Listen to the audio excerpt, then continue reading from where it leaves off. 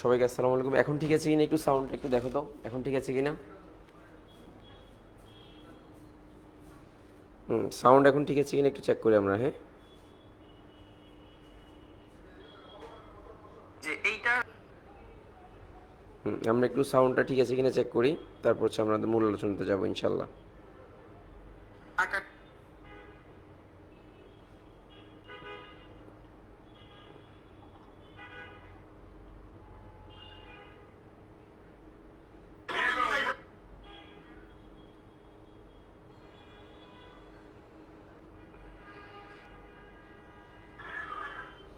এখন সাউন্ড ঠিক আছে কিনা একটু জানাও তো, দেখি কি অবস্থা।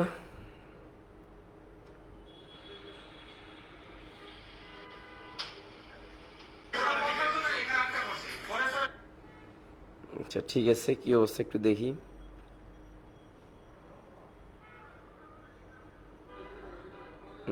এখন সাউন্ড ঠিক আছে, ওকে ফাইন। তাহলে ঠিক আছে, আমরা এখন শুরু করতেছি। সাউন্ড আশা করি এখন ঠিক হওয়ার কথা। ওকে ডান।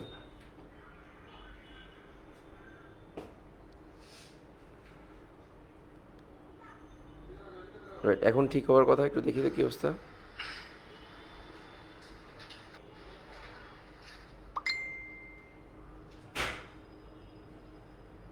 আচ্ছা এখন সাউন্ড ঠিক আছে না, ওকে ফাইন। আচ্ছা এখন ঠিক আছে কিনা একটু চেক করতে হবে।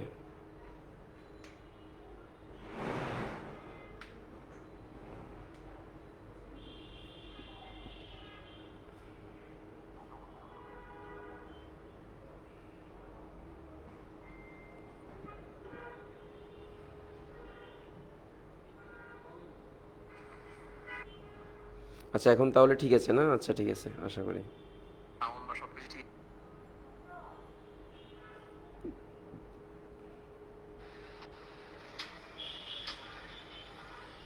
তো আগেরটা আচ্ছা আমি দেখতে পাচ্ছি না কেন জানি, বুঝলাম না। ইটস ওকে ফাইন, আমি শুরু করে দিই। তো ফার্স্ট অফ অল এখন তাহলে সাউন্ড ঠিক আছে, ওকে ফাইন। হ্যাঁ ঠিক আছে, ওকে একটু শেয়ার করে দাও তাহলে, ওকে ফাইন শেয়ার করে দাও। ফার্স্ট অফ অল হচ্ছে আজকে হচ্ছে আমরা যেটা নিয়ে লাইভে যেটা নিয়ে আলোচনা করব, আমি আগেও বলি আমরা বেসিক যে জিনিসগুলো পড়লে আমরা ইনশাল্লাহ এইচএসসিতে 100তে 80 মার্কস পাবো, সেটা আমরা মোটামুটি সবাই জানি। কিন্তু প্রবলেম হয় যে আমাদের কিছু প্রশ্ন, যেহেতু আমাদের ফিজিক্স ফার্স্ট পেপারেও দেখেছি আমরা যে কিছু প্রশ্ন একটু এক্সেপশন এসেছে, তো ওই এক্সেপশন প্রশ্নগুলোর কারণে স্টুডেন্টদের কাছে কঠিন মনে হয়েছে। তো তাদের কাছে মনে হচ্ছে যে পরীক্ষাটা ভালো হয়নি, এরকম অনেকেরই মনে হয়েছে। তো আমার যেটা চেষ্টা থাকবে সেটা হচ্ছে আমি আজকে তোমাদেরকে ক্লিয়ার করব কোন কোন টপিকগুলো বাড়তি পড়লে তোমরা ওই 100 মার্কসে রিকভার করতে পারবা। আমার টার্গেট থাকবে এটা। আমি কোনো স্লাইড তৈরি করে নেই, কিচ্ছু তৈরি করে নেই, আমি মুখে টপিকগুলো বলবো, প্রশ্নগুলো বলবো, যাতে করে একদম তোমার যাতে মানে আমার সাথে একটা ইন্টারাকশানভাবে তোমার ক্লাসগুলো শেষ হয়। আমি এখানে কোনো কিছু এক্সট্রা করে পড়াবো না, তোমাকে শুধু আমি বলবো টপিকগুলো। আর তোমরা যদি মনে করো যে না আমি সবগুলো ক্লাস দেখতে চাই বা সবগুলো পুরো ওয়ান শট ক্লাস করতে চাই, অ্যাকচুয়ালি ওয়ান শট ক্লাসগুলো কী করে আমরা প্রত্যেকটা অধ্যায়ের আলাদা আলাদা করে ওয়ান শট নেওয়া ক্লাসগুলোকে একসাথে জোড়াতালি দিয়ে ওয়ান শট হয়। তো সেটা যদি তোমার যদি ইচ্ছে করে তাহলে তুমি আমাদের ইউটিউবে গিয়ে আমার ক্লাসগুলো দেখতে পারো। আমি 22টা ক্লাসে পুরো ফার্স্ট পেপার সেকেন্ড পেপার দুইটাই শেষ করেছি, বাট আমি আলাদা করে কোনো প্রমোট করি নেই, দরকারও মনে করি না। যাদের প্রয়োজন হবে তারা ক্লাসগুলো করবা, এটাই মনে করি আমি। তো সো তোমরা ইউটিউবে গিয়ে জাহিজ ক্যাম্প ক্লিনিক সার্চ দিবা, সার্চ দিয়ে তোমরা চাইলে ওই ক্লাসগুলো করে নিবা। বাট আমি আজকে বিষয়টা আমার একটু ভিন্ন, কারণ আমি চাইছিলাম তোমাদেরকে, আমি আবারও বলছি, আমি চাইছি তোমাদেরকে আলাদা করে তোমরা এখানে জাহিজ ক্যাম্প ক্লিনিকে যাবা, মনে করে যে জাহিজ ক্যাম্প ক্লিনিক চ্যানেলটাতে যাবা, জাস্ট ইউটিউবে সার্চ দিয়ে, এই যে সার্চ দিয়ে এখানে জাহিজ ক্যাম্প ক্লিনিক চ্যানেলটাতে যাবা। ওখানে গেলে আমার যে ওয়ান শট ক্লাসের জন্য যা যা দরকার সেটা তোমরা এখানে পাবা। তো আমি যদি একটু করে বলি যে জাহিজ ক্যাম্প ক্লিনিকে যাবা, এই যে জাহিজ ক্যাম্প ক্লিনিক, ওখানে যাবা। এখানে গিয়ে তোমরা এই মানে ওয়ান শটে যে ইয়াগুলো আছে সেগুলো তোমরা এখানে প্লে লিস্ট দিতে পারো। এই যে প্লে লিস্ট হয়ে আছে রিসেন্টলি আপলোডেড, অল দিলাম। তো অল দেশে এই চ্যানেলে আমরা ঢুকবো, চ্যানেলে ঢুকে আমরা যে কাজটা করবো, চ্যানেলে ঢুকবো, ঢুকার পর এই প্লে লিস্টে যাবো, যে প্লে লিস্টে যাবা, প্লে লিস্টে গিয়ে আমি যারা তোমরা ওয়ান শট ক্লাস করতে চাও তাদের জন্য, তারা প্লে লিস্টে গিয়ে আমার একটা কুইক রিভিশন কোর্স নামে একটা কোর্স আছে, যে কুইক রিভিশনে যে ফার্স্ট পেপার সেকেন্ড পেপার একসাথে এখানে এই প্লে লিস্টে তোমরা করলে একটা মানে চ্যাপ্টার ওয়াইজ বেশি না, ক্লাসগুলো খুবই কম্প্যাক্ট করে করা, অত বেশি না। এখান থেকে লেকচার 1 গুণগত রসায়নের 2টা লেকচার, তারপর মৌলে পুঁজিত ধর্ম 2টা লেকচার, এইভাবে করে করে আমি মোটামুটি পুরো টপিকগুলো শেষ করেছি। তোমরা চাইলে ওখান থেকে করতে পারবা। তো এখানে আর কিছু বলার নেই। আমার এখন যেটা দরকার সেটা হচ্ছে যে একটি স্টুডেন্ট কোন কোন টপিকগুলো এক্সট্রা করে একটু ফোকাস করবে সেটা নিয়ে কথা বলবো। তাহলে প্রথমে একটু দেখি আমরা যে একদম প্রথমে আসো, প্রথমে হচ্ছে আমাদের ল্যাবরেটরি নিরাপদ ব্যবহার, আমরা প্রথমে যাব ল্যাবরেটরি নিরাপদ ব্যবহার। তাহলে অধ্যায় যদি প্রথমে আমরা চিন্তা করি ল্যাবরেটরি নিরাপদ ব্যবহার যদি চিন্তা করি, যে 1 নম্বর হচ্ছে ল্যাবরেটরি নিরাপদ ব্যবহার।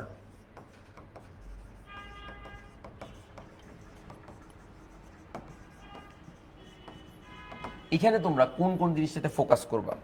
প্রথমে তোমরা ফোকাস করবো হচ্ছে এক্সেপশন যদি আসে তাহলে প্রথম হচ্ছে ফল বুঙ্গি ব্যালেন্স। এই যে 1 নম্বর ফল বুঙ্গি ব্যালেন্স, এই যে ফল বুঙ্গি ব্যালেন্স, বুঙ্গে ব্যালেন্স। এই ফল বুঙ্গে ব্যালেন্সের একটু মাথায় রাখবা।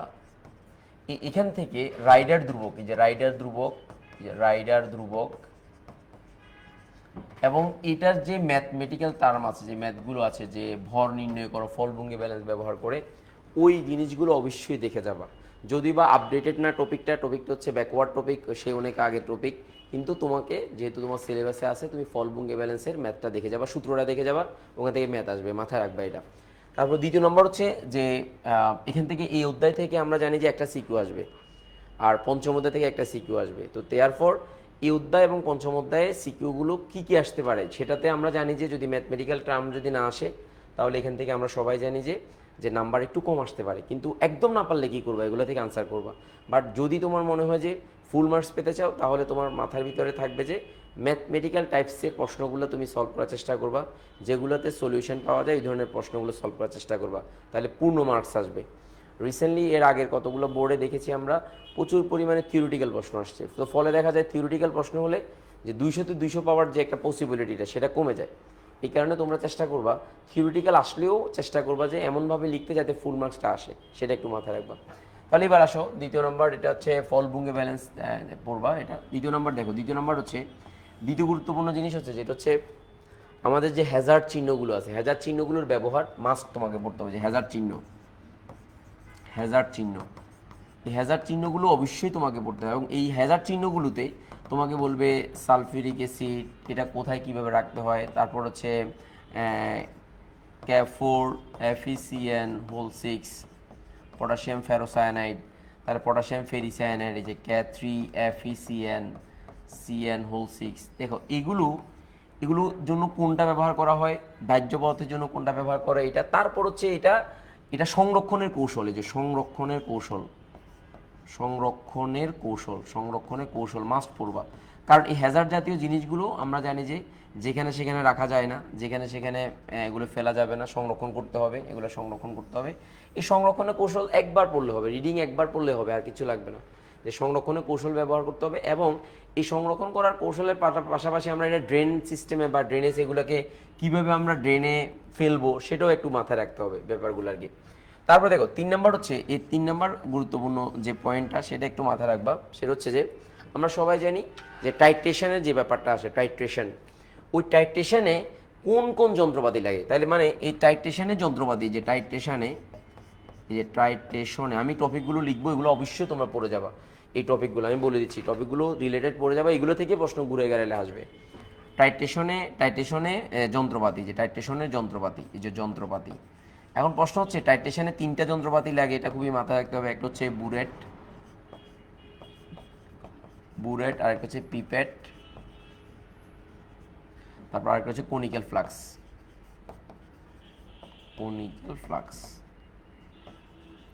এই 3টা যন্ত্রপাতির কাজগুলো আসে, এবং টাইট্রেশনে কেমনে করে এটা। তাহলে যেহেতু তোমরা পরিমাণগত রসায়ন পড়েছো, পরিমাণগত রসায়নে আমরা জানি যে এই টাইট্রেশনের ব্যাপারটা আছে। এই টাইট্রেশনের তোমার যে কার্যবলী, যে কাজগুলো, কাজ এবং বিক্রিয়া, টাইট্রেশনের কাজ এবং বিক্রিয়াটা তোমাকে আলাদা করে পড়তে হবে। যে টাইট্রেশনের কাজ মানে কিভাবে করে, কৌশলটা, যে কৌশলটা পড়তে হবে। কৌশলটা পড়তে হবে কেন? কারণ এটা মাঝে মাঝে তোমাদের, আমি জানি এই জিনিসটা এখনো আসে না, কিন্তু আমার কাছে কেন জানি মনে হচ্ছে আসতে পারে। সো এই কৌশলটা কেমন, টাইট্রেশনটা কীভাবে করে, কোনটার পরে কী হবে, এটা যদি এক্সেপশন আকারে আসতে পারে আমার কাছে কেন জানি মনে হচ্ছে। সো এইটা তোমরা একটু দেখবা, অবশ্যই দেখবে যে টাইট্রেশনটা কেমনে করে। এটা খুবই সোজা, এবং নির্দেশকগুলো কীভাবে দিলে কালারগুলো চেঞ্জ কীভাবে হয় সেই ব্যাপারগুলো তোমরা অবশ্যই দেখবে, এবং বিক্রিয়াটা দেখবা। That's it. আর কোনো বিক্রিয়াটা তোমরা যেটা প্র্যাকটিক্যালে করছো, যে পরিমাণগত রসায়নে প্র্যাকটিক্যালে যারা করছো ওই ওখানে বিষয়গুলো আছে, একটু মাথায় রাখবা। দ্যাটস ইট, আর কোনো ঝামেলা নেই। এবার আসো এই 3টা তো দেখবা, দেখার পরে দেখো 4 নাম্বার যেটা সেটা হচ্ছে যে আমরা সবাই জানি যে যন্ত্রপাতিগুলোর কৌশলটাও নিয়ে আলোচনা করলাম। এবার ফার্স্ট এড বক্সে কতগুলো জিনিস আছে, যে first aid box, first aid বক্সের যে ব্যাপারগুলো আছে, ফার্স্ট এড বক্সে যে ফার্স্ট এড বক্স, এই ফার্স্ট এড বক্সে কতগুলো যন্ত্রপাতি আছে, এই যন্ত্রপাতি ফার্স্ট এড বক্সের যন্ত্রপাতিগুলো, এই যে যন্ত্রপাতির ব্যবহার, যন্ত্রপাতি এবং ব্যবহার, এই ব্যাপারটা তোমাকে অবশ্যই দেখতে হবে। ফার্স্ট এড বক্সের যন্ত্রপাতির ব্যাপারটা অবশ্যই দেখতে হবে। মানে প্রতিটা জিনিস আমি যেভাবে যেভাবে বলছি সেগুলো একটু মাথায় রাখবা।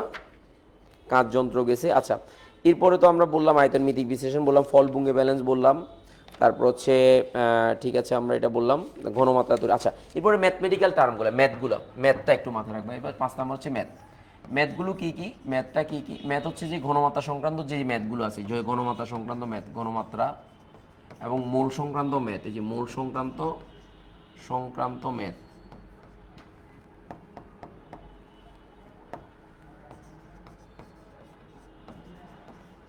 এই ম্যাথগুলো অবশ্যই দেখে যাবে গণমাত্রা। বিশেষ করে আমরা জানি, সবাই জানি পিপিএম একক, পিপিপি এককটা আছে আমরা যেটা পরিমাণগত রসায়নে পড়েছি। তাহলে এই টপিকটা তুমি যদি পরিমাণগত রসায়ন যদি তোমার ক্লিয়ার থাকে, যে পরিমাণগত রসায়ন ক্লিয়ার থাকলে, যে পরিমাণগত রসায়ন যদি ক্লিয়ার থাকে, যে রসায়ন যদি ক্লিয়ার থাকে, তাহলে এই টপিক নিয়ে তোমার তো প্যারা নাই। এই টপিক নিয়ে তোমার তো প্যারা, তোমাকে জিজ্ঞেস করবে সালফিউরিক অ্যাসিডের ভর কত, তারপর হচ্ছে এই অমুক ঘনমাত্রার এত হলে এখানে আয়তন কত হতে পারে, ফলভঙ্গি ব্যালেন্সের সাথে এই জিনিসটা একটু অ্যাড করে দিতে পারে, এই ব্যাপারটা শেষ। তাহলে এখানে এর বাইরে আর কিছু আসবে না। মোটামুটি এখানে মোটামুটি যন্ত্রের কথাগুলো আমি আলোচনা করছি। তারপর হচ্ছে আচ্ছা, তাপ দেওয়ার কৌশলটা একটু দরকার, তাপ দেওয়ার কৌশল দরকার। এরপর হচ্ছে তাপ দেওয়ার কৌশল, তাপ দেওয়ার কৌশলটা একটা বোর্ডে আসছে, এই কারণে আমি দিচ্ছি। আর এর সাথে সাথে সেমি মাইক্রো, মাইক্রো এবং ম্যাক্রো পদ্ধতি, যে সেমি মাইক্রো,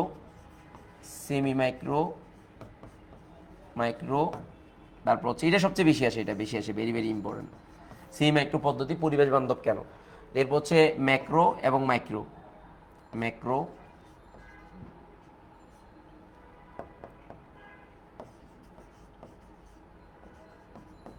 এবং মাইক্রো, এই পদ্ধতি যে ব্যবহারটা আছে, এটা পার্থক্যটা একটু পড়বা, এই পার্থক্যটা, এবং এটাতে এমসিকিউ আসবে, প্রচুর পরিমাণে এমসিকিউ আসবে। সিকিউতে রেয়ার কেস, তারপরে এমসিকিউর জন্য পড়তে হবে, যেহেতু সিকিউর জন্য সব একসাথে পড়ে ফেলবা। তাহলে এখান থেকে আমাদের আর কিছু আসবে না, এই চ্যাপ্টার থেকে এর বাইরে আর কিছু ইনশাল্লাহ আসবে না। জাস্ট এগুলো রিডিং এর ব্যাপার। দেখো, একদম তুমি যদি নাও পড়ো, মনে করো তুমি জীবনে পড়ো নাই, বিশ্বাস করো, তুমি জাস্ট একবার রিডিং করবা, সেটা পারবা। আর যদি মনে হয় যে না তুমি ফলভঙ্গি ব্যালেন্স বুঝতেছো না, তাহলে তুমি আমার ক্লাসগুলো করলে মোটামুটি এটাতে অসুবিধা হবে না ইনশাল্লাহ।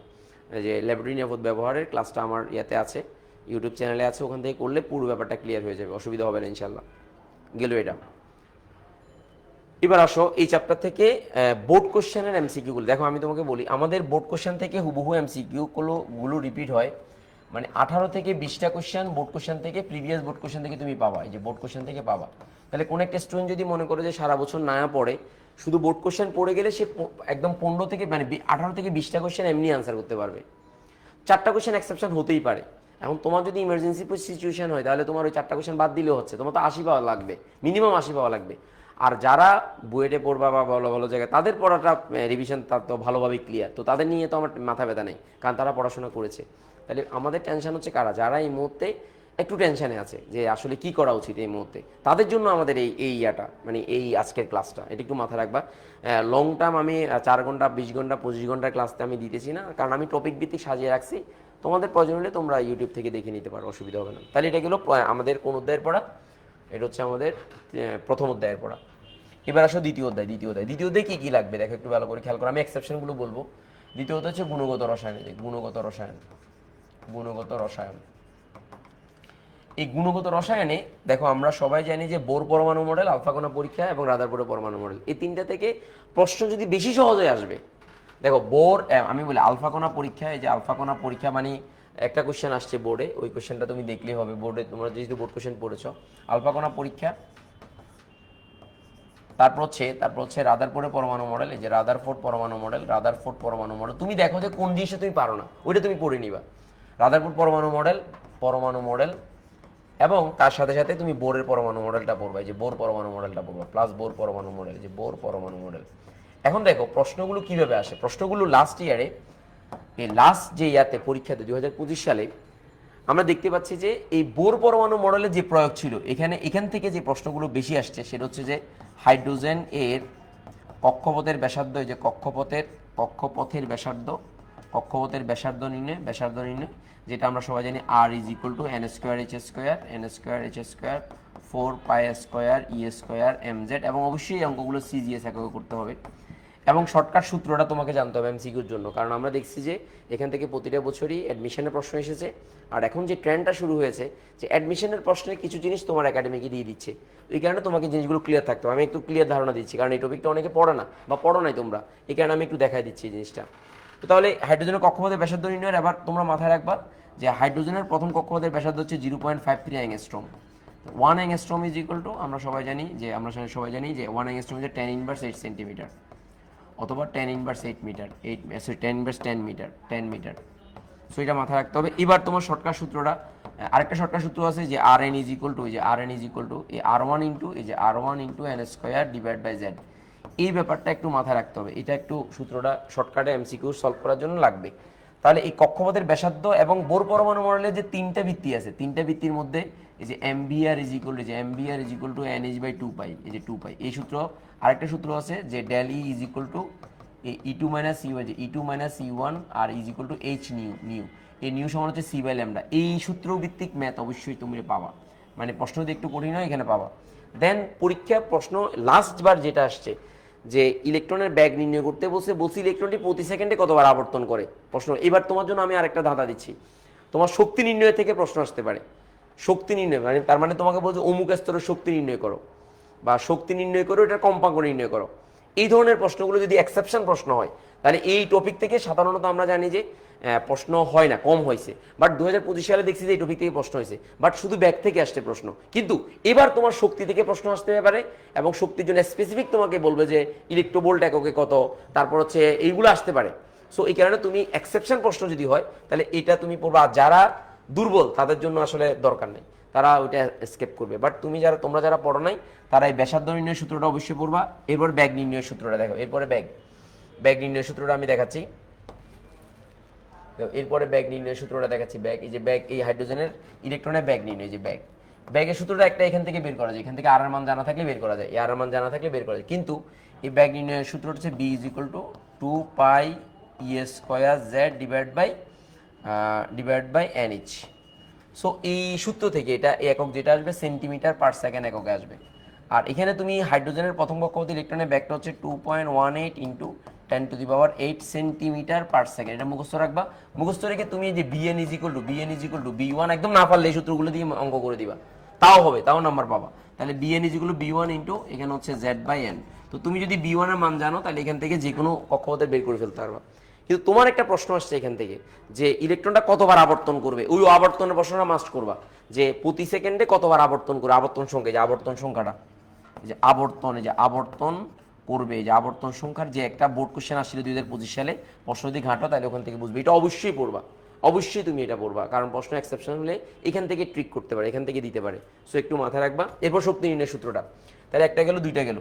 আমি জাস্ট যারা পড়ো নাই মনে করতেছো তারা পড়ে নিবে একটু, আল্লাহর ওয়াস্তে। বেশি সময় আছে তোমার, এটা রপ্ত করতে তোমার হয়তো 20-25 মিনিট 30 মিনিট লাগবে রপ্ত করতে এই বিষয়টা, কয়েকবার করে করলো। তো আমার প্রশ্ন এক্সেপশনাল, আমি রেডি থাকলাম, আর কোনো টেনশন হলো না আমার। এটাই হচ্ছে আমার মূল কথা। প্রশ্ন যদি এক্সেপশন হয় আমাকে ইয়ে করবা, মাথায় রাখবা, ঠিক আছে? ওকে, এবার আসো আমরা এরপরে যে শক্তি নির্ণয়টা, যে শক্তি নির্ণয়ের একটা প্রশ্ন প্রায় সময় আসছে, যে শক্তি নির্ণয়ের প্রশ্ন প্রায় সময় আসছে, যে তোমাকে বলবে যে এই যে ডেলি সমান আমরা সবাই জানি বলতো E2 মাইনাস E1, যে E2 মাইনাস E1 আমরা জানি এটা। বাট এই মানটা H নিউ এর সমান, যে H নিউ এর সমান। তো H নিউ সমান হচ্ছে কত, HC বাই ল্যামডা। তো তাহলে এই ল্যামডা বা সূত্রের মানগুলো তোমাকে বের করতে দেবে, আর তোমাকে বলবে ই এর স্পেসিফিক মান বের করতে। যেমন মনে করো ই এর সূত্রটা হচ্ছে, শক্তির সূত্রটা হচ্ছে -2 pi square e⁴ mz square divide by n square h square. তাহলে এই মানটা দিয়ে তুমি কি করতে পারবা, শক্তি নির্ণয় করতে পারবা। ই এর মানগুলো তোমার মুখস্থ রাখতে হবে।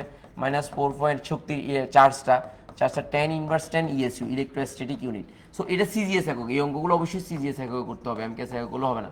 আর সূত্র যখন করছো অবশ্যই তুমি জানা আছে, হাজারি স্যারের বইতেও আছে, আর অন্য বইগুলোতে এমকেএস এককে আছে। এমকেএস এককে যদি ব্যবহার করো সূত্র অন্যটা, বাট সিজিএস এককগুলো এটা একটু মাথায় রাখবা। এরপর দেখো এখান থেকে একটা শর্টকাট সূত্র আছে, এই সূত্রটাও তুমি মনে রাখবে, যে যদি এটা না পারো, মনে না থাকে, তাহলে এই সূত্র দিয়ে মানে দিবা যে EN ইজ ইকুয়াল টু এই যে E1, এই যে E1 ইন্টু এখানে Z square divide by N square. তো তাহলে এখানে E1 এর মানটা মুখস্থ রাখবা, E1 মানে হাইড্রোজেনের প্রথম কক্ষপথে ইলেকট্রনের শক্তিটা, সেটা মুখস্থ রাখবা যে -2.18 ইন্টু 10 ইনভার্স 11 আর্ক, অথবা -2.18 ইন্টু 10 ইনভার্স 18 জুল। তো তাহলে এখানে এই জুলের এই ব্যাপারটা মাথায় রাখবা, দ্যাটস ইট। এই এক্সেপশন যদি আসে এই চারটা সূত্র থেকে আসবে, তাহলে চারটা সূত্র কি কি বলতো? একটা হচ্ছে ওই আবর্তন সংখ্যার ব্যাপারটা তো বললাম, তারপর হচ্ছে এখানে আরেকটা প্রশ্ন আমার কাছে কেন জানি মনে হচ্ছে আসতে পারে, আমি বলে দিচ্ছি আরেকটা প্রশ্ন কেন জানি আমার কাছে কেন জানি মনে হচ্ছে আসতে পারে। এরকম একটা ম্যাথ আছে হাজারি স্যারের বইতে, এটা কখনো আসে নাই, আমি দেখছি কখনো আসে নাই। তাহলে যদি প্রশ্ন করি না এই প্রশ্নটা আসতে পারে। ও হাজারি স্যারের ম্যাথটা, এই ম্যাথটা ছিল এরকম যে মোট শক্তির মানটা দেওয়া ছিল, যে মোট শক্তির মানটা দেওয়া ছিল, মোট শক্তির মানটা দেওয়া ছিল। তো এখানে 245.9 কিলোজুল পার মোল ছিল, কিলোজুল পার মোল ছিল। তো তোমাকে বলছে যে একটা ইলেকট্রন বলছে ধাপান্তরিত হলে এত কিলোজুল পার মোল এককে দেওয়া ছিল। তো তোমার যে জিনিসটা তোমাকে বের করতে বলছে কম্পাঙ্ক বের করো, এরকম একটা প্রশ্ন আছে হাজারি স্যারের বইতে, ম্যাথটা আছে দেখবা হাজারি। এইটা থেকে আমি দেখছি যে এখনো পর্যন্ত বোর্ডে প্রশ্ন আসে নাই, কিন্তু আমার কাছে কেন জানি মনে হচ্ছে এই প্রশ্নটা আসবে। ঠিক এর আগের বার যেটা প্রশ্ন দিয়েছিল ওইটাও আমার স্টুডেন্টদেরকে বলছি এটা আসবে, এবং এটা এসেছে 2025 সালে। এই কোশ্চেনটা মনে হচ্ছে কেন জানি তোমাদের আসবে, এবং যদি আসে হয়তো তোমাদের সময় আসতে পারে। এই কোশ্চেনটা অবশ্যই করে যাবে। এখানে যে প্রবলেমটা হয় যে কিলোজুল পার মোল এককে দেওয়া আছে ডেলিন মানটা, তো তোমাকে পার ইলেকট্রনের জন্য শক্তিটা বের করতে হবে, বের করে দেন তোমাকে কম্পাঙ্কের মান বের করতে হবে, কম্পাঙ্ক সমান কত আর ল্যামডার মানটা কত, ফ্রিকোয়েন্সি, এবং এটা বের করতে হবে। এখানে পার মোল দেওয়া আছে, তো পার মোল দেওয়া থাকলে তুমি অঙ্কটা করে নিবা। যদি মনে করো তোমরা পারবা না আমি করে দিচ্ছি, তোমরা যদি বলো আমি করে দেবো। দেখি কি অবস্থা, আমাকে জানাও, কমেন্ট করে যাও আমাকে দেখি জানাও। হ্যাঁ তোমাদের যদি আবার এই যে ফাইন ব্যাক বাই ফরিদি, মাশাআল্লাহ, তানিয়া রহমান, মাশাআল্লাহ মাশাআল্লাহ, ওইটা করতে হবে, অবশ্যই করতে হবে, কারণ এটা আর এবার আমার কাছে কেন জানি মনে হচ্ছে এই কোশ্চেনটা আসতে পারে। এই যে আমার কাছে কেন জানি মনে হচ্ছে যে এরকম হাজারি স্যারের একটা কিলোজুল পার মোল এককে দেওয়া আছে, তো পার মোলকে তুমি কিসে নিয়ে যাবে, জুলে নিয়ে গিয়ে অঙ্কটা এইভাবে করবো। আমি করে দিয়েছিলাম এর আগে, আমার লাইভ ক্লাসে আছে, দেখতে পারবা। তো সো এই এক্সেপশন জিনিসগুলো যদি প্রশ্ন কঠিন হয়, আমি আবার বলছি এগুলো যদি প্রশ্ন কঠিন হয় তখন আসবে, আর যদি নর্মাল হয় তাহলে তো অ্যাজ ইউজুয়াল আমাদের নিয়মগুলো আমাদের জানা আছে, মানে কোন কোন টপিক থেকে প্রশ্ন আসবে। তো বাট আমি এটা কেন, সতর্কতার জন্য, যাতে তুমি যাতে বুঝি এখান থেকে প্রশ্ন আসে, যাতে তোমার কাছে মনে না হয় যে জিনিসটা কঠিন, এটা যাতে মনে না হয়, এবারটা একটু মাথায় রাখবা। একটু একটু দেখতেই হবে, কেন কারণ এগুলো আমি জানি যে এগুলো খুবই গুরুত্বপূর্ণ।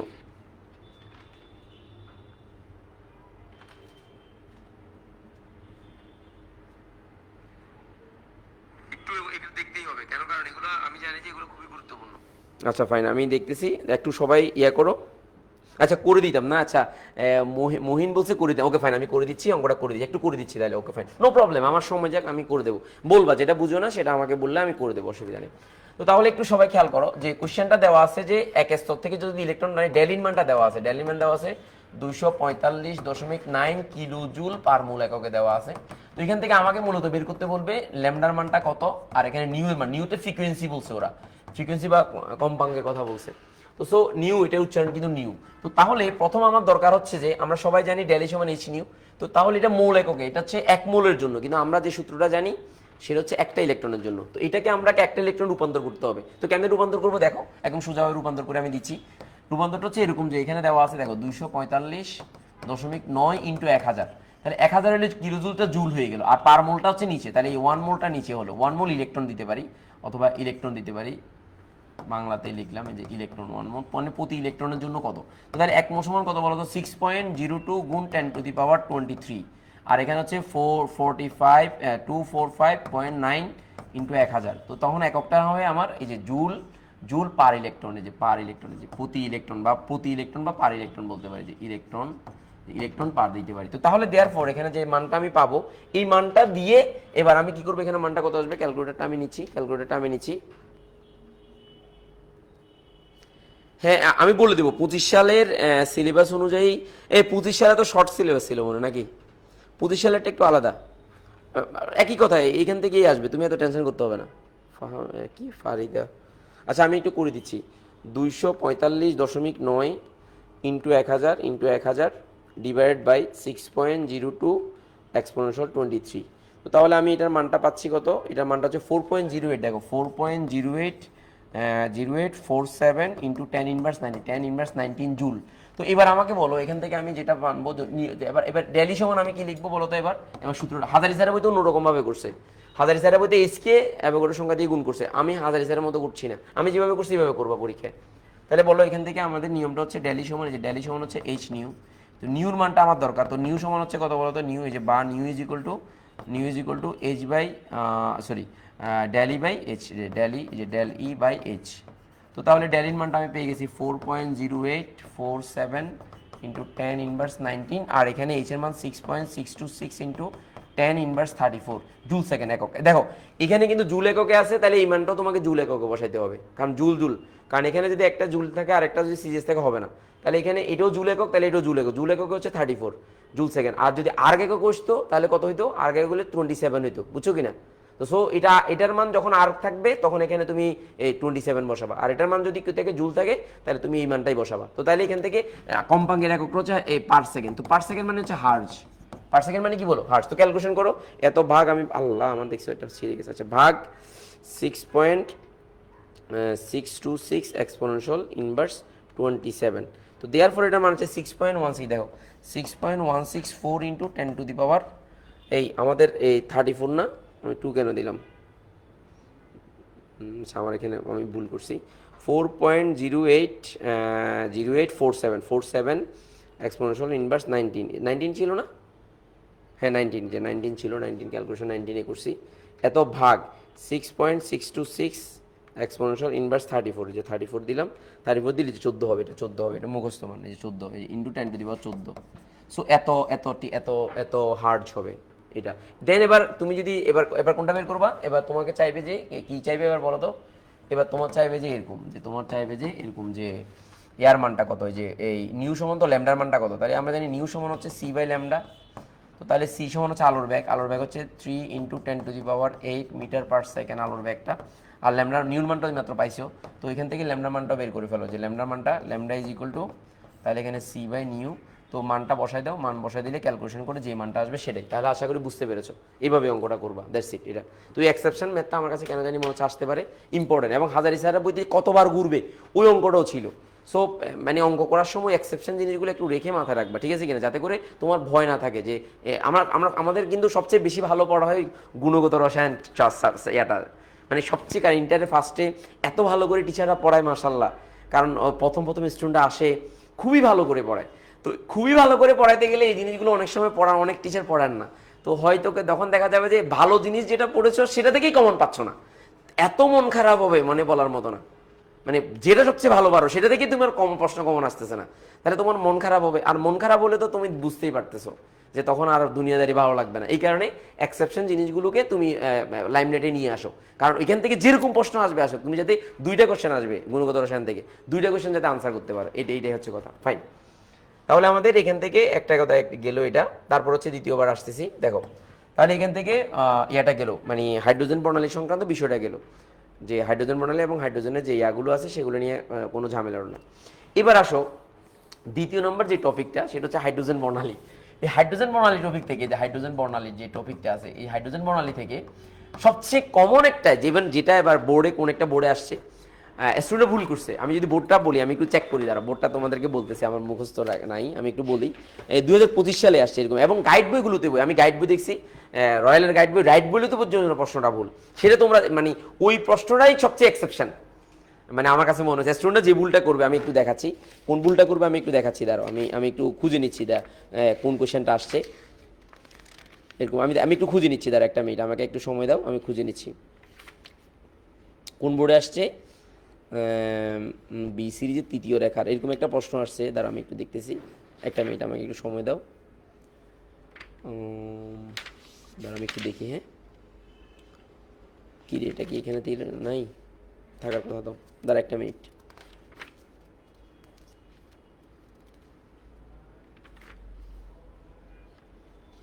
আচ্ছা পাইছি, এটা হচ্ছে যশোর বোর্ড 2025 সালে আসছে, যশোর বোর্ড 2025 সালে, আমি প্রশ্নটা একটু তোমাদেরকে লিখতেছি, যশোর বোর্ড 2025 সালে আসছে, যশোর বোর্ড, দেখো যশোর বোর্ড 2025, এই যে 2025, এবং এটা মানে গাইড বইগুলোতে ভুল এবং অনেক জায়গায় ভুল, এবং তোমরাও ভুল করবা। কোশ্চেনটা ছিল এরকম, যে আমি একটু দেখাচ্ছি, কোশ্চেনটা ছিল এরকম, আমি দিয়ে দিচ্ছি মানে কোনটা এক্সেপশন, এটা আমার আজকের ক্লাসে চলে আসবে, মানে কোন টপিকগুলো এক্সেপশন, মানে কোন বোর্ডের কোশ্চেন বা অন্য জায়গা থেকে, সেটা আমার ক্লাস আজকে চলে আসবে। আমি চাচ্ছি যে যাদের প্রশ্ন মানে যারা পড়া হয়েছে কিন্তু একটু দরকার যে একটু চোখ বুলাই নেওয়া, যে টপিকগুলো দরকার সেগুলো নিয়ে আমি মূলত কথা বলছি, আমরা সবাই তো মোট আলোচনাগুলো করছি। হ্যাঁ হ্যাঁ ওইগুলো করে দেবো, ওগুলো করে দেবো, ক্ষারকীয় মূলক শনাক্তকরণটা করে দেবো। আচ্ছা ফাইন, এবার আমি একটু বলি। দেখো এই যশোর বোর্ডে প্রশ্নটা ছিল এরকম যে যে A3+, এখানে একটা কোশ্চেন ছিল যে এরকম যে এর মান দিয়ে এই যে এ সমান হচ্ছে এই এর হচ্ছে 1:2 2:2 এরকম একটা মান ছিল। তো বলছে যে A3+ এর, এই যে A3+ এর A3+ এর বামার সিরিজের তৃতীয় রেখার যে বামার সিরিজের তৃতীয় রেখার যে বামার সিরিজের তৃতীয় রেখার কি চাইছে, তরঙ্গ দৈর্ঘ্য ল্যামডা কত, যে ল্যামডা কত এরকম একটা মান চাইছে। তো বাবারে এখানে গাইড বইগুলোতে কি করছে জানিস, গাইড বইগুলোতে এটা যে হাইড্রোজেন না, এটা যে ব্যারিলিয়াম, এটা কেউই তোর বলে নাই। তো গাইড বইগুলোতে কি করছে, এটা সূত্রটা কেমনে করছে জানিস, যে বামার সিরিজ মানে হচ্ছে N1 এর মান আমরা সবাই জানি, যারা করছিস আশা করি পারবি, যে N1 এর মান আমরা সবাই জানি যে বামার সিরিজের জন্য 2, N1 এর মান 2। তাহলে সূত্রটা কি আমাদের মনে আছে নিশ্চয়ই, যে 1/λ এই RH, এখানে একটা Z² আছে, এই Z² অনেকেই লিখে না, কারণ হাইড্রোজেনের মান যদি 1 হয় তাহলে এখানে Z এর মান 1, মানে হাইড্রোজেন পারমাণবিক সংখ্যা, কিন্তু Z এর মানটা তো সূত্রে আছে, যেহেতু এটা ব্যারিলিয়াম 4 বসাইতে হবে, তাহলে এই 1/N1² - 1/N2² এরকম একটা সূত্র আছে। তো সূত্রের মধ্যে দেখ এই Z এর মানটা না বসাই অনেকগুলো গাইডে করে ফেলছে অঙ্কটা। তাহলে তুই দেখ এখানে তো এটা বেরিলিয়াম, তো বেরিলিয়াম যদি হয় তো তাহলে তুই এখানে Z এর মানটা অবশ্যই 4 বসাইতে হবে। এই তৃতীয় রেখা মানে কত, তাহলে N1 এর সাথে এই N2 = N1 + 3, তাহলে এটা 3 যোগ হবে। তো তার মানে কি N2 এর মানটা হবে কত বলতো, 2 এর সাথে 3 যোগ করলে 5। তো অনেক গাইড বইগুলোতে কি করছে জানিস, এই Z এর মানটা না দিয়ে এক ধরে মানে না দিয়ে অঙ্কটা করে ফেলছে অনেক গাইড বইগুলোতে। তো সো এটা ভুল, কিন্তু তোর এখানে Z এর মান যেহেতু আছে তাহলে অবশ্যই তোকে Z এর মান ধরে করতে হবে। আমার কথা বুঝছিস কিনা একটু জানাইস তো, কারণ এই জিনিসগুলো এক্সেপশন দে বাপ, আর কোনো কিছু না, বুঝছিস। তারপরে দেখ এখান থেকে আর কি কি প্রশ্নগুলো আসতে পারে, সম্ভাব্য আমি প্রশ্নগুলো বলে দিচ্ছি যে কি কি আসতে পারে, এটা তো আসবে। তো এখানে তোর এই হাইড্রোজেন বর্ণালীর টপিকের সাথে কি পড়তে হবে বলতো আমারে, হাইড্রোজেন বর্ণালীর টপিকের সাথে কিন্তু তড়িৎচুম্বকীয় বর্ণালীটা একসাথে পড়তে হবে। কারণ ল্যামডার মানটা তোকে জিজ্ঞেস যখন করে তখন বলে যে এটা কোন আলো, তারপর ওই আলোটার ব্যবহারটা কি, তোকে এরকম প্রশ্নগুলো করে। তো এই কারণে তোকে অবশ্যই এটার সাথে তড়িৎচুম্বকীয় বর্ণালীর যে টপিকটা একসাথে মিক্সিং করে পড়বি। তো তড়িৎচুম্বকীয় বর্ণালীর যে রেঞ্জগুলো আছে এবং কাজ, তাহলে তড়িৎচুম্বক বর্ণালী দেখে যে তড়িৎচুম্বকীয় বর্ণালী, যে চৌম্বকীয় বর্ণালীর এই যে বর্ণালীর যে রেঞ্জগুলো আছে, যে সীমাটা আছে, যে সীমা, এই যে সীমাগুলো এবং কাজ একসাথে পড়বি, যে এই ইয়ার সাথে কার সাথে, এই হাইড্রোজেন বর্ণালীর সাথে একসাথে পড়বি।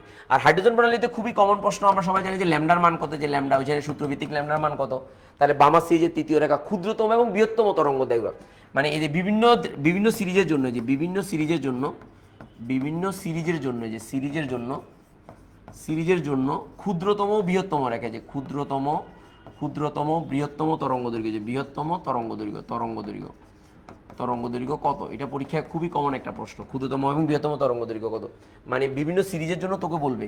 তারপর হচ্ছে অমুক রেখা তমুক রেখা। তারপরে দেখ আরেকটা জিনিস আসে যে তোর হাইড্রোজেন প্রণালী, যে হাইড্রোজেনের এইচ আলফা, যে হাইড্রোজেন এর H alpha, H beta, H gamma, H delta এগুলোর জন্য, যে এইচ ডেল্টা, এই চারটা রেখার জন্য তোর ল্যামডার মান আসবে, যে ল্যামডার মান আসবে। তো তাহলে এইচ আলফা যদি বলে তো মনে করতে হবে যে এটা বামার সিরিজ, অবশ্যই এটা বামার সিরিজ। তো বামার সিরিজ হলে সবগুলোর জন্য এখানে N1 এর মান কিন্তু 2 হবে, কিন্তু দেখ এটার জন্য N2 এর মানটা, যে N2 এর মানটা 3 হবে, এটার জন্য N2 এর মানটা, যে N2 এর মানটা 4 হবে, এটার জন্য N2 এর মানটা 5 হবে, আর এটার জন্য N2 এর মানটা 6 হবে। এখন দেখ এগুলো কিন্তু অনেক ডিটেলস পড়া, অনেক বড় পড়া, বুঝছিস। আমি আমার ক্লাসে শেষ করেছি, কিন্তু তোদেরকে এখন পড়াতে গেলে তো সময়ের দরকার, অনেক সময়ের দরকার। কিন্তু তোরা মাথায় রাখবি যে এই এক্সেপশনটা আসতে পারে, তোকে যখন বলবে এইচ আলফার ল্যামডার মান কত, তো এইচ আলফা যখন বলবে তখন তোর মাথার ভিতরে থাকতে হবে এটা কি সিরিজ, বলতো বামা সিরিজ। তো বামা সিরিজের প্রথম রেখাকে এইচ আলফা বলে, বামা সিরিজের দ্বিতীয় রেখা এইচ বিটা, বামা সিরিজের তৃতীয় রেখা এইচ গামা, এর বামা সিরিজের চতুর্থ রেখা হচ্ছে এইচ ডেল্টা। এই ধরনের প্রশ্নগুলো তোর পরীক্ষায় চলে আসতে পারে, তখন তুই তো কনফিউজ হবি, আল্লাহ এটা তো আমি পড়ি নাই, এটা যে বামা সিরিজ অনেকে জানে না। তো সো এই ব্যাপারগুলো মানে তোকে পড়তে হবে, এই যে H alpha, H beta, H gamma, H ডেল্টার জন্য ডেল্টার মান কত হতে পারে, এরকম প্রশ্ন আসতে পারে। সো একটু মাথায় এই দুইটা মানে এক্সেপশন মাস্ট আসবে। এরপর হচ্ছে শক্তির ব্যাপারটা, ল্যামডার মান যদি ছোট হয়, দেখ ল্যামডার মান যদি ছোট হয় একটু মাথায় রাখিস, ল্যামডার মান যদি ছোট হয়, যে ল্যামডার মান যদি ছোট হয় তাহলে শক্তির মান বেশি হবে, যেহেতু আমরা সবাই জানি যে E = কি বলতো hc/λ, যে c/λ। তো আমরা সবাই জানি যে এই সিটা আমরা জানলাম, তো তাহলে এখানে 1/λ, যে 1/λ। তো এটা সমান আমরা সবাই জানি, এটা এই ল্যামডার মানটা যদি আমাকে বল, এই ল্যামডার মানটা যদি ম্যাক্স হয়, যে ম্যাক্স হয়, তো তাহলে এই ই এর মানটা মিনিমাম হবে, ই এর মানটা মিনিমাম।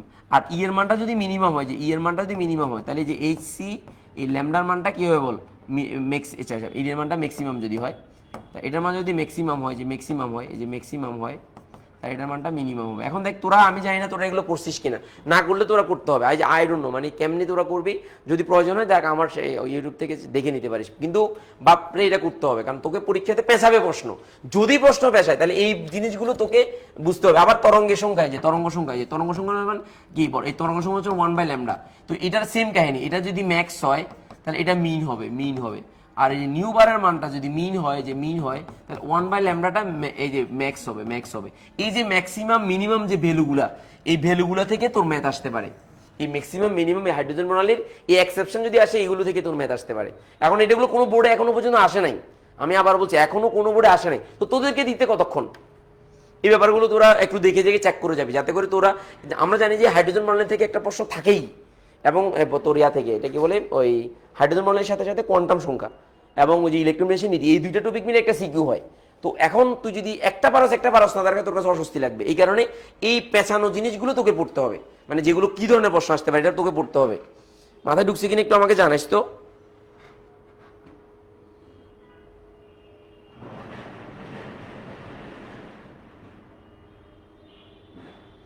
তোর একটু কমেন্ট কর, সবাই এটা একটু শেয়ার করে দে, যাতে অন্যরাও দেখতে পারে, উপকৃত হয়, ঠিক আছে? হ্যাঁ হ্যাঁ, আমি ক্লাসে ভালোভাবে পড়াইছিলাম এই জিনিসগুলো। সো এগুলো একটু দেখবি, এক্সেপশন জিনিসগুলো, যারা আমার ক্লাস করছিস তারা তো আমি ভেঙে ভেঙে কোথা থেকে কেমনে কীভাবে আসে। আচ্ছা, আরেকটা জিনিস আসে বুঝছিস, যেটা ইয়েতে, যে ঢাকা বিশ্ববিদ্যালয় আসছে, আমার কাছে কেন জানি মনে হচ্ছে এটা এই, এবং এই বোর্ড কোশ্চেনও আসছে, এরকম একটা প্রশ্ন আসতে পারে, ডিইউতেও আসছে, আবার বোর্ড কোশ্চেনে, যে বোর্ড কোশ্চেন রিসেন্টলি বোর্ড কোশ্চেনও আসছে। তো তোকে বলবে যে মানে ক্ষুদ্রতম এবং বৃহত্তম তরঙ্গ দৈর্ঘ্যের জন্য, মানে যে কোনো সিরিজের জন্য, আমি একটু লিখে দিই তাহলে তোরা বুঝবি, যে যে কোনো সিরিজের জন্য, যে কোনো সিরিজের জন্য, এই যে সিরিজের জন্য ক্ষুদ্রতম তরঙ্গ দৈর্ঘ্য, যে ক্ষুদ্রতম, এই যে ক্ষুদ্রতম তরঙ্গ দৈর্ঘ্য, তরঙ্গ দৈর্ঘ্য। তো তাহলে এখানে এই ক্ষুদ্রতম তরঙ্গ দৈর্ঘ্য যখন হবে, তখন এই এন্টুর মানটা হবে ইনফিনিটিভ। এন্টুর মানটা কি হবে বল, ইনফিনিটিভ। আর বৃহত্তম তরঙ্গ দৈর্ঘ্যের জন্য, যে বৃহত্তম, এই যে বৃহত্তম, N1 মান তো সিরিজের নাম আকারে জানা যায়। বৃহত্তম তরঙ্গ দৈর্ঘ্যের জন্য, যে তরঙ্গ দৈর্ঘ্যের জন্য, আমি জানি না তোরা এগুলো বুঝতেছিস কিনা, না বুঝলে অবশ্যই পড়তে হবে, কারণ এগুলো বেসিকটা থাকা উচিত আমি মনে করি। বৃহত্তম তরঙ্গ দৈর্ঘ্যের জন্য N2 মানটা হবে এই যে N1 এর সাথে এক যোগ হবে। তো এখন তোকে পরীক্ষাতে যে প্রশ্নটা করবে, দেখ আমি তোকে দেখাই, তো তার মানে আমি যদি এখানে একটু চিন্তা করি, যে এই 1/λ, আমি যদি তোকে বলি, যে একটা প্রশ্ন বলি যে বামা সিরিজের জন্য ক্ষুদ্রতম তরঙ্গ দৈর্ঘ্য কত, তোকে যদি বলি যে বামা সিরিজের জন্য, এই যে বামার সিরিজের জন্য, যে সিরিজের জন্য, সিরিজের জন্য ক্ষুদ্রতম তরঙ্গ দৈর্ঘ্য কত, যে ক্ষুদ্রতম তরঙ্গ দৈর্ঘ্য কত, যে তরঙ্গ দৈর্ঘ্য কত, তোকে যদি প্রশ্ন করি, তো তাহলে তুই আমাকে বল এখানে তুই কিভাবে করবি। এখানে করবি তুই, এখানে বামার সিরিজ মানে N1 এর মান হচ্ছে কত বল, 2, আর N2 এর মানটা হচ্ছে ক্ষুদ্রতম, যখন হবে ইনফিনিটি হবে, তখন তোর সূত্রটা হবে কি বল, 1/λ, যে ল্যামডা, এই ল্যামডা এই এটা মিনিমাম, যে ল্যামডা মিন, তো ল্যামডা মিনে যদি RH রিডবার দেবো 1/N1 square minus 1/N2 square, এরকম আসবে। তো এখন তোকে এই যখন এটা মিনিমাম, এই মিনিমামের জন্য N1 এর মানটা 2 বসবে, আর N2 মানটা ইনফিনিটি, আর 1/ইনফিনিটি সমান 0, তখন যেই মানটা আসবে করবি, এই মানটা করবি। আর ম্যাক্সিমামের জন্য তাহলে কত, যে 2 এর সাথে 1 যখন যোগ করবি, যদি এটা বৃহত্তম তরঙ্গ দৈর্ঘ্য বলতো, তাহলে এখানে N2 এর মানটা হয়তো কত, 2 এর সাথে 1 যোগ হইতো 3 হইতো। তো এইভাবে মিনিমাম আর ম্যাক্সিমামটা তোরা বের করলি। বের করার পর যেটা টুইস্ট, যেটা একটা কোশ্চেন আমি বোর্ডটাতে একটু দেখাই, কোন বোর্ডে আসছে একটু বলি, এমসিকিউতেই আসছে এই কোশ্চেনটা, এবং তোদের এটা এমসিকিউতেও তোদেরও আসতে পারে, এমসিকিউতে একটা কোশ্চেন আসতে পারে, আমি দেখাচ্ছি। আচ্ছা, আমার মুখস্থ আছে, করি ফেলি, তার আমি দেখাচ্ছি, দেখতে হবে না। আমি এরকম একটা কোশ্চেন তোকে বললো যে, যে বামা সিরিজের, এই যে আমি বামান না বলি, আমি যে কোনো একটা সিরিজের কথা বলি, যেমন প্যাশ্চেন সিরিজে, যে প্যাশ্চেন সিরিজে, যে প্যাশ্চেন সিরিজের, এই যে সিরিজের জন্য যে সর্বোচ্চ তরঙ্গ সংখ্যা কত, যে সর্বোচ্চ তরঙ্গ সংখ্যা কত, যে তরঙ্গ সংখ্যা কত, প্রশ্নটা দেখ একটু খেয়াল করিস। তো এখানে তোর প্রশ্ন কি বলছে, প্রশ্ন বলছে প্যাশ্চেন সিরিজের জন্য, তো তাহলে সর্বোচ্চ তরঙ্গ সংখ্যা, তো তুই আমারে বল এই নিউ বার মানে সর্বোচ্চ তরঙ্গ, যে ম্যাক্স, এই যে নিউ বার ম্যাক্স, তো নিউ বার ম্যাক্স সমান হচ্ছে কি বলতো, এই নিউ বার ম্যাক্স যদি হয়, তাহলে এই যে 1 কি হবে, ল্যামডা মিন হবে, এই ল্যামডা মিনিমাম হবে, ল্যামডা মিন হবে। তো 1/λ মিন হলে তোকে দুই একটু ভালো করে খেয়াল কর, এখানে কিন্তু RH এর মানটা দিয়ে ম্যাথ করতে হবে না, তোকে RH দিয়ে তোকে প্রশ্ন দেবে। তো তাহলে এটা ম্যাক্স হলে, এটা যদি মিন হয়, তো এটা সমান আমরা সবাই কি জানি, যে RH, এই যে 1/N1 square minus 1/N2 square. তো কিছুক্ষণ আগে আমি তোকে বললাম যে ল্যামডার মান যদি মিনিমাম হয়, তাহলে 1/N2 মানটা কি হবে বল, এন্টোর মানটা ইনফিনিটিভ হবে। এই ল্যামডার মানটা নিউ বারের জন্য যদি আমি বলি নিউ বার ম্যাক্স, এটা ম্যাক্স হলে এটা মিনিমাম, কারণ পরস্পর বিপরীত। তো মিনিমামের জন্য তোকে আমি দেখাইছিলাম ইনফিনিটিভ, এন্টোর মানটা ইনফিনিটিভ, তো তাহলে ইনফিনিটি দিয়ে অঙ্কটা কর। এই যে এটা ম্যাক্সিমাম, সর্বোচ্চ পাইতে এটা মিনিমাম হইতে হবে। তো মিনিমাম হলে তো সত্যটা এখানে কি থাকবে, এই জায়গায় থাকবে যে এখানে আর এইচ থাকবে, আর এখানে 1/পেস্টান সিরিজ বলছে, তাহলে পেস্টান সিরিজ মানে কত, n1 মান 3, এখানে 3 স্কয়ার মাইনাস এখানে 1/ইনফিনিটি স্কয়ার সমান 0। তো তাহলে ক্যালকুলেশন যদি করস তাহলে আর এইচ বাই কত বল 9। তো তোকে বলবে যে এই যে তরঙ্গ সংখ্যা এই অপশনে দেওয়া থাকবে আর এইচ বাই 9, এই অপশনে কিন্তু কোনো ইয়া থাকবে না, অপশনে কিন্তু কোনো কি থাকবে না বল, মানে আর এইচ এর মানটা ভাঙা থাকবে না, ক্যালকুলেটর ছাড়া তুই করে ফেলতে পারবি। এই যে পেছানো কোশ্চেনগুলো এমসিকিউতে খুবই কমন। সো এই এক্সেপশন জিনিসগুলো একটু দেখে যাইস রে বাপ, কারণ এই জিনিসগুলো দেখে গেলে তখন তোর কাছে আর ভয় থাকবে না যে প্রশ্ন যে এরকম ঘুরানো ঘুরক, আমি পারবো ইনশাল্লাহ, এরকম একটা চিন্তা ভাবনা থাকবে, একটু করে যাইস, বুঝছিস? হ্যাঁ তানিয়া মাশাআল্লাহ, ঠিক আছে, ওকে, সমস্যা নেই, ওকে।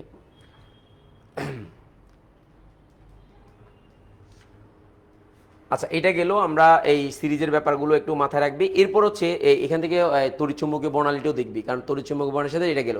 এরপর দেখ তৃতীয় যেটা এরপরটা হচ্ছে কোয়ান্টাম সংখ্যা, এই যে কোয়ান্টাম সংখ্যা, এরপরে কোয়ান্টাম সংখ্যা দেখবি, যে কোয়ান্টাম সংখ্যা, এই যে কোয়ান্টাম সংখ্যা।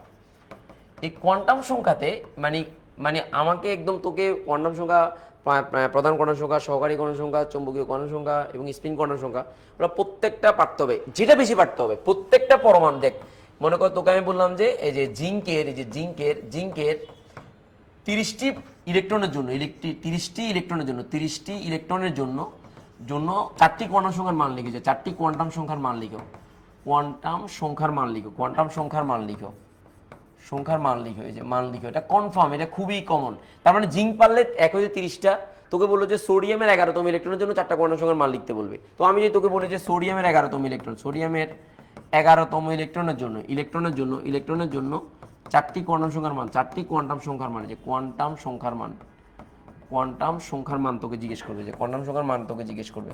তো তাহলে তুই একটু আয় আমার কাছে সহজভাবে চিন্তা কর, যে এখানে তো সোডিয়ামের 11তম ইলেকট্রনের জন্য 4টি কোয়ান্টাম সংখ্যার মান চাইছে। তো সোডিয়ামের 11তম ইলেকট্রন কোনটা, এই যে Na, তুই এখানে লিখলি যে Na, এখানে হচ্ছে 11। তো লিখার পরে তুই দেখ একটু সবাই খেয়াল, যে 1s2 2s2 2p6 3s1, তাহলে এটা হচ্ছে তোর চতুর্থতম, সরি এটা হচ্ছে তোর 11তম ইলেকট্রনের মান। তো এবার 11তম ইলেকট্রনের জন্য তুই দেখ n এর মান কত বল, এই যে n এর মানটা হবে কত বল 3, s এর জন্য l এর মান কত, s এর জন্য l এর মান 0, l এর মান 0 হলে m এর মানও 0, তাহলে m এর মানও 0, ওকে ফাইন। এবার দেখ এটা ঘড়ি কাটার দিকে, প্রথম ইলেকট্রনটা ঘড়ি কাটার দিকে ঘুরে, তাহলে এটা প্লাস হাফ, তাহলে s এর মানটা হচ্ছে প্লাস হাফ। তো এরকম তোকে কোয়ান্টাম সংখ্যা দিয়ে উদ্দীপক দেবে, বলবো যে এই x y z একটা অণু বা পরমাণু, তার সর্বশেষ ইলেকট্রনের কোয়ান্টাম সংখ্যার মান হচ্ছে এটা। এখান থেকে প্রশ্ন দিয়ে উদ্দীপক দিবে তৃতীয় অধ্যায় থেকে, উদ্দীপক। তৃতীয় অধ্যায় কোনটা বল, যে মৌলের পর্যায়িত রাসায়নিক বন্ধন।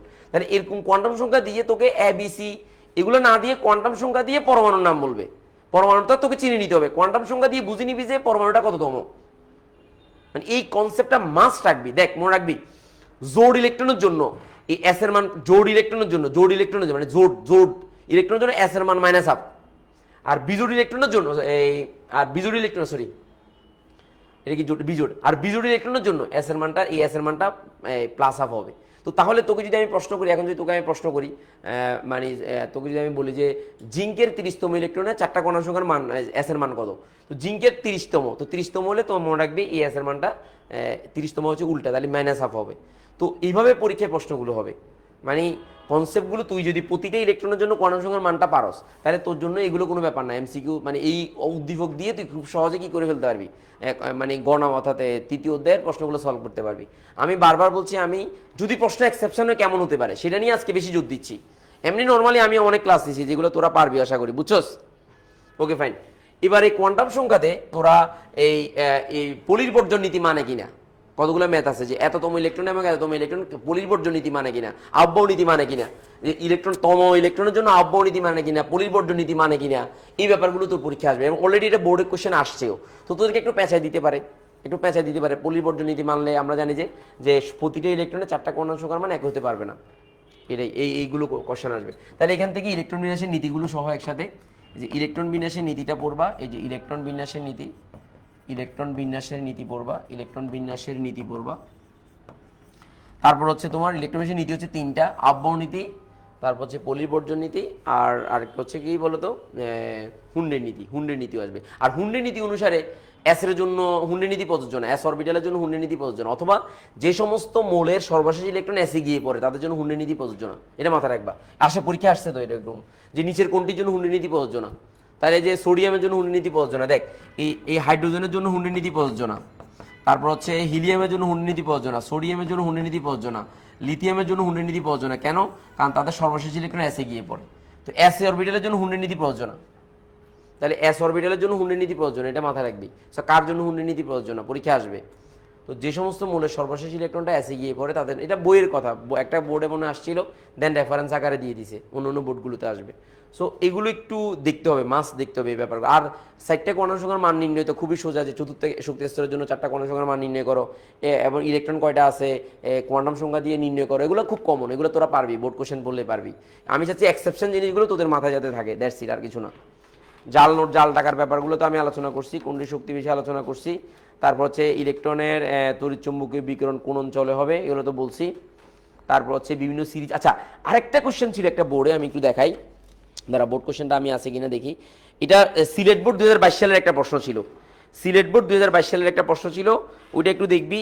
সিলেট বোর্ড 2022 সালে, যে ইয়া থেকে, এই হাইড্রোজেন বর্ণালী থেকে, সিলেট বোর্ড 2022 সালে একটা প্রশ্ন হাইড্রোজেন বর্ণালী থেকে আসছিল, ওটা একটু দেখবি।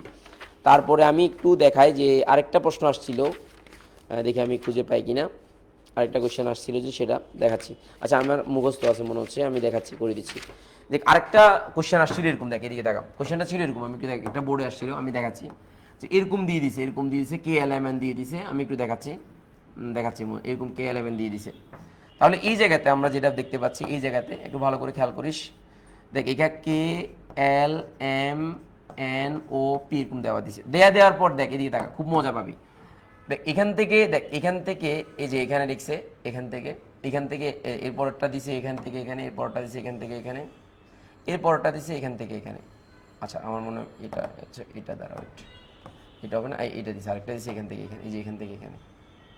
একটু মজার ঘটনা খেয়াল, এখানে তীক্ষ্ণ বিচ্ছিন্ন কিছুই দে নাই, কিছুই দে নাই তোর বোর্ডে। তো বলছে যে উদ্দীপকের সারির জন্য, মানে উদ্দীপকের সারির জন্য তৃতীয় রেখার তরঙ্গ দৈর্ঘ্য কত? এই যে তৃতীয় রেখার তরঙ্গ দৈর্ঘ্য কত, যে তৃতীয় রেখার তরঙ্গ দৈর্ঘ্য কত, যে তরঙ্গ দৈর্ঘ্য কত। ডেফিনেটলি কনফিউজ একটা সিস্টেম, মানে কোন দিক থেকে কোন দিকে আসছে কিছুই দেয় নাই। বা তোর লাগবে গিলু, তোর ইয়া লাগবে না, এটা কি হলো প্রশ্নতে দেখলে তোর একদম হুবহু লাগবে, মানে অনেক কিছু জানা লাগবে, একটু গিলু ব্যবহার করতে হবে। দেখ আমরা জানি যে এটা কোন সিরিজ, এল যেহেতু এল ছেড়ে যেহেতু আসছে, তাহলে এটা কি সিরিজ বলতো? বামার সিরিজ, যে বামার সিরিজ। তাহলে হাইড্রোজেন প্রণালী, বিকিরণ প্রণালী, তাহলে তোকে ধরে নিতে হবে উচ্চ শক্তি স্তর থেকে নিচু শক্তি স্তর আসছে, তাহলে এটা হচ্ছে তোর কমন সেন্স। কি সেন্স বল? কমন সেন্স, যে উচ্চ থেকে নিম্ন আসবে, এটা তোর কমন সেন্স। তো কমন সেন্স যদি থাকে, তৃতীয় রেখা বলছে, যে তৃতীয় রেখা। এখন অনেক বলতে কি করছে, নাউজুবিল্লাহ, মানে অনেক স্টুডেন্ট অনেকে কি করছে, কি বলছে আমি বলি, তৃতীয় রেখা মানে এটা প্রথম রেখা ধরছে, এটা দ্বিতীয় রেখা ধরছে, এটা তৃতীয় রেখা ধরছে, তখন N1 এর মান 2 ধরছে, আর N2 এর মানটা 3 ধরে অঙ্ক করে দিছে। আন্ডা ভাবি যে আন্ডা।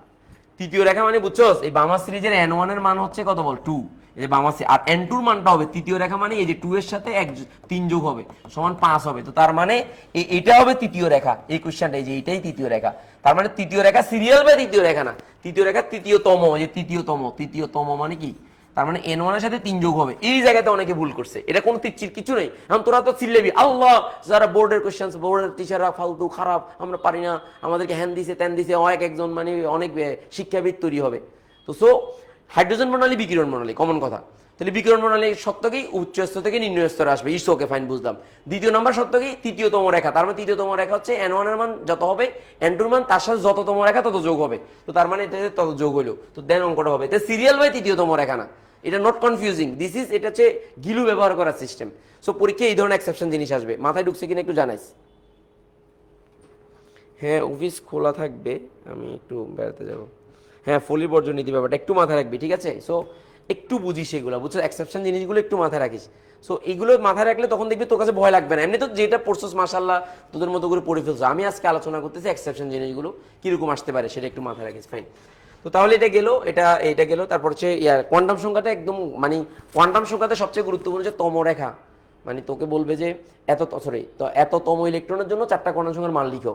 তারপর হচ্ছে এই আরেকটা কোশ্চেন এরকম আসছিল, দেখ আমি তোকে একটু দেখি ঠিক আছে কিনা একটু চেক করি, এদিকে দেখা। তোকে বলছে যে কফার, এই যে কফার টুফার, কফলাস না, কফার বলছে, যে কফার দিছে, কফারের এই যে কফারের চারটে কোয়ান্টাম সংখ্যার মধ্যে, অর্থাৎ কপারের ডি5 এই যে ডি5 এই যে ডি5 এই যে ডি এর জন্য 3D-তে কতটি ইলেকট্রনের মানে যে কতটি ইলেকট্রন এ -½ সংখ্যক এ কি আছে বল, সংখ্যক এই যে -½ সংখ্যক স্পিন কোয়ান্টাম নাম্বার আছে, এই যে স্পিন কোয়ান্টাম নাম্বার আছে, কোয়ান্টাম সংখ্যা আছে, যে সংখ্যা আছে। তো তুই তাহলে আমাকে বল যে কপারের ইলেকট্রন বিন্যাসে কত বল, এই কপারের ইলেকট্রন বিন্যাস কত বল, লাস্টে কত বল, এই যে আর্গন কত 18, তাহলে 4s2 তো হবে না, কেন বলতো, কেন হবে না বল, এই যে এরপরে 4s2 0 হবে, তাহলে 3d কত বল 9, মনে আছে কিনা 3d 9। তো 9 হলে তুই একটু চিন্তা কর যে প্লাস হাফ মাইনাস হাফের একটু ব্যাপার তুই চিন্তা কর, তাহলে এখানে যদি 3টা এই যে এখানে যদি 5টা গড় থাকে, যে 5টা থাকে, তো তাহলে প্লাস হাফ হবে কয়টা, যে প্লাস হাফ হচ্ছে কয়টা, যে প্লাস হাফ হচ্ছে 5টা ইলেকট্রন থাকবে, তাহলে মাইনাস হাফ কয়টা থাকবে বলতো, এই যে মাইনাস হাফ, এই যে মাইনাস হাফ এগুলো, এই যে মাইনাস হাফ, তো তাহলে বল মাইনাস হাফ 4টা থাকবে, কেন 9 যে, তাহলে এখানে যে 3D-তে এরকম প্রশ্ন আসবে যে মাইনাস হাফ কয়টা থাকবে, তোকে এরকম জিজ্ঞেস করবে, তাহলে কপার ইলেকট্রন বিন্যাস তুই যা 2+, কপার 2+ দিবি, তো কপার 2+ দিয়ে তোকে এরকম করে ইলেকট্রন বিন্যাস করতে বলবে, যে তোকে বলবে যে 3D-তে মানে ডিতে, এই যে ডিতে কয়টি ইলেকট্রন মাইনাস হাফ আকারে থাকে, তো প্লাস হাফ থাকে 5টা, কিন্তু মাইনাস হাফ থাকে কয়টা, 4টা। সো কি করতে হবে বল, समझदार के लिए इशाराय काफ़ी है, একটু বুঝতে হবে, না বুঝলে সদর বদর করিস না, কনসেপ্টটা বুঝে নিস। সো এইগুলো তোর পরীক্ষা আসবে, এই সমস্ত বিষয়গুলো দিয়ে তোকে পরীক্ষা মানে এক্সেপশন প্রশ্নগুলো আসবে, একটু মাথায় রাখিস, কয়টা এস আছে কয়টা ডি আছে এগুলো তোর আসবে, একটু মাথায় রাখিস, ঠিক আছে, ওকে ফাইন। হ্যাঁ 4টা হবে, আনসার 4টা হবে, ফাইন। এবার আসো কোয়ান্টাম সংখ্যার পরপর আসে খুবই কমন একটা দ্রাব্যতা, কি বল, দ্রাব্যতা, কোয়ান্টাম সংখ্যা এবং ইলেকট্রোমিনেশন নীতি পড়বি, এরপর দ্রাব্যতা টপিক দেখ, দ্রাব্যতা, এই যে দ্রাব্যতা, এই দ্রাব্যতাতে 3টা টাইপের ম্যাথ আছে। প্রথম টাইপের ম্যাথগুলো কি বলতো, যে তাপমাত্রা বাড়ালে বা কমালে, এটা হাজারি স্যারের বইতে একরকম আছে, আর অন্য বইতে হাজারি স্যারের নিয়মটা আসে না পরীক্ষায়, তারপরেও দেখে যাইস হাজারি স্যারেরটা দেখে যাইস, কারণ প্রশ্নকর্তা যদি হাজারি স্যারকে পছন্দ করে অনেক সময় হাজারি স্যারের বই থেকে তুলে দেয়। হাজারি স্যারের এই সাধারণ দ্রাব্যতাটাকে মোল পার লিটার এককে করছে হাজারি স্যার, কোন একে করছে, মোল পার লিটার এককে করছে। তো বাট তোরা ওভাবে না করে যেটা পরীক্ষা বোর্ডে বেশি আসছে, যে সাধারণ দ্রাব্যতা একটা পার্ট আছে, যে তাপমাত্রা কমালে কতটুকু ক্যালাসিতে হবে, কতগুলো প্রশ্ন, যে তাপমাত্রা কমালে ক্যালাসিতে কত, তাপমাত্রা বাড়ালে কতটুকু ক্যালাসিতে হবে, হবে কতটুকু যোগ করা যাবে, ওই ধরনের প্রশ্নগুলো আছে। তাহলে তাপমাত্রা বাড়ালে বা কমালে, এই যে তাপমাত্রা বাড়ালে বা কমালে, যে বাড়ালে বা কমালে, যে কমালে মানে কতটুকু অদক্ষিপ্ত হবে, এই যে তাপমাত্রা যদি বাড়ানো হয় তাহলে হচ্ছে দ্রব যোগ করা যায়, যে দ্রব যোগ করা যাবে, এই যে তাপমাত্রা বাড়ালে দ্রব যোগ করা যায়, দ্রব যোগ করা যাবে কতটুকু, যোগ করা যাবে কতটুকু, কতটুকু এটা, আর কমালে হচ্ছে অদক্ষিপ্ত, ক্যালাসিত হবে কতটুকু, যে হবে কতটুকু। তো এখান থেকে ঢাকা বোর্ড 2021 সালে, যে ঢাকা বোর্ড 2021 সালে একটা প্রশ্ন আসে, ঢাকা বোর্ড 2021 সালের প্রশ্ন, এই প্রশ্নতে আমার মানে স্টুডেন্টরা প্রায় 70% স্টুডেন্ট এটা ভুল করছে, ঢাকা বোর্ড 2020-এর একটা 21-এর প্রশ্ন। আমি যদি ঢাকা বোর্ড 2021-এর প্রশ্নটা একটু দেখাই, কি ভুল করছো সেটা একটু দেখাই, দাঁড়া, এই ভুলটা এই এক্সেপশন জিনিসটা আমি একটু দেখাই। ঢাকা বোর্ড 2021 সালের প্রশ্ন আমার এখানে আছে, আমি একটু দেখাচ্ছি। ঢাকা বোর্ড 2021, এটা হাজারি স্যারের বই, দাঁড়া আমি কোথায় রাখছি একটু দেখি। ঢাকা বোর্ড 2021, যে ঢাকা বোর্ড, এই যে ঢাকা বোর্ড 2021 সালের প্রশ্ন আমার এখানে আছে, সম্ভবত থাকতে পারে, এখানে থাকতে পারে, দাঁড়া আমি একটু দেখি। হ্যাঁ 21 সালের প্রশ্ন আছে এখানে, দেখি দাঁড়া। এই ঢাকা বোর্ড 21 সালের প্রশ্নটা স্টুডেন্টরা ভুল করছে, সেটা একটু দেখাই, কোনটা কোশ্চেনটা তোরা ভুল করছিস। ঢাকা বোর্ড 2021 সালের প্রশ্ন আমি একটু চেক করে দেখি। ঢাকা বোর্ড 21 সাল, এটা হচ্ছে কুমিল্লা বোর্ড 22, তাহলে 22 সালের প্রশ্ন, 21 সালের প্রশ্ন আমি একটু দেখতে চাই। ঢাকা বোর্ড, এই যে ঢাকা, এই যে ঢাকা বোর্ড তুমি কোথায়, এই যে কোথায় এই কোশ্চেনটা, এটা এই 70% স্টুডেন্ট এটা ভুল করছে, এই যে 70% স্টুডেন্ট ভুল করছে। এই কেন ভুল করছো সেটাও আমি বলতেছি, দেখ এদিকে দেখা, এটা স্টুডেন্ট ভুল করছে কেন সেটা দেখ, এই কোশ্চেনটা 70% স্টুডেন্ট ভুল করছে, এবং গাইড বইগুলোতেও ভুল দেখছি, ইভেন গাইড বইগুলোতেও ভুল দেখছি, বইগুলোতেও ভুল দেখছি, দেখ এদিকে দেখা, গাইড বইগুলোতেও ভুল দেখছি। তাহলে দেখ এখান থেকে তোরা একটু কি ভুল করছো সেটা একটু দিয়ে আমি কথা বলতেছি, দেখ এদিকে দেখা। এখানে এই যে এটা কিন্তু দ্রবণ না, এটা কিন্তু দ্রাবক, এটা দ্রাবক, এই জিনিসটা স্টুডেন্ট ভুল করছে, এটাকে দ্রবণ মনে করছে, এটা দ্রাবক হবে।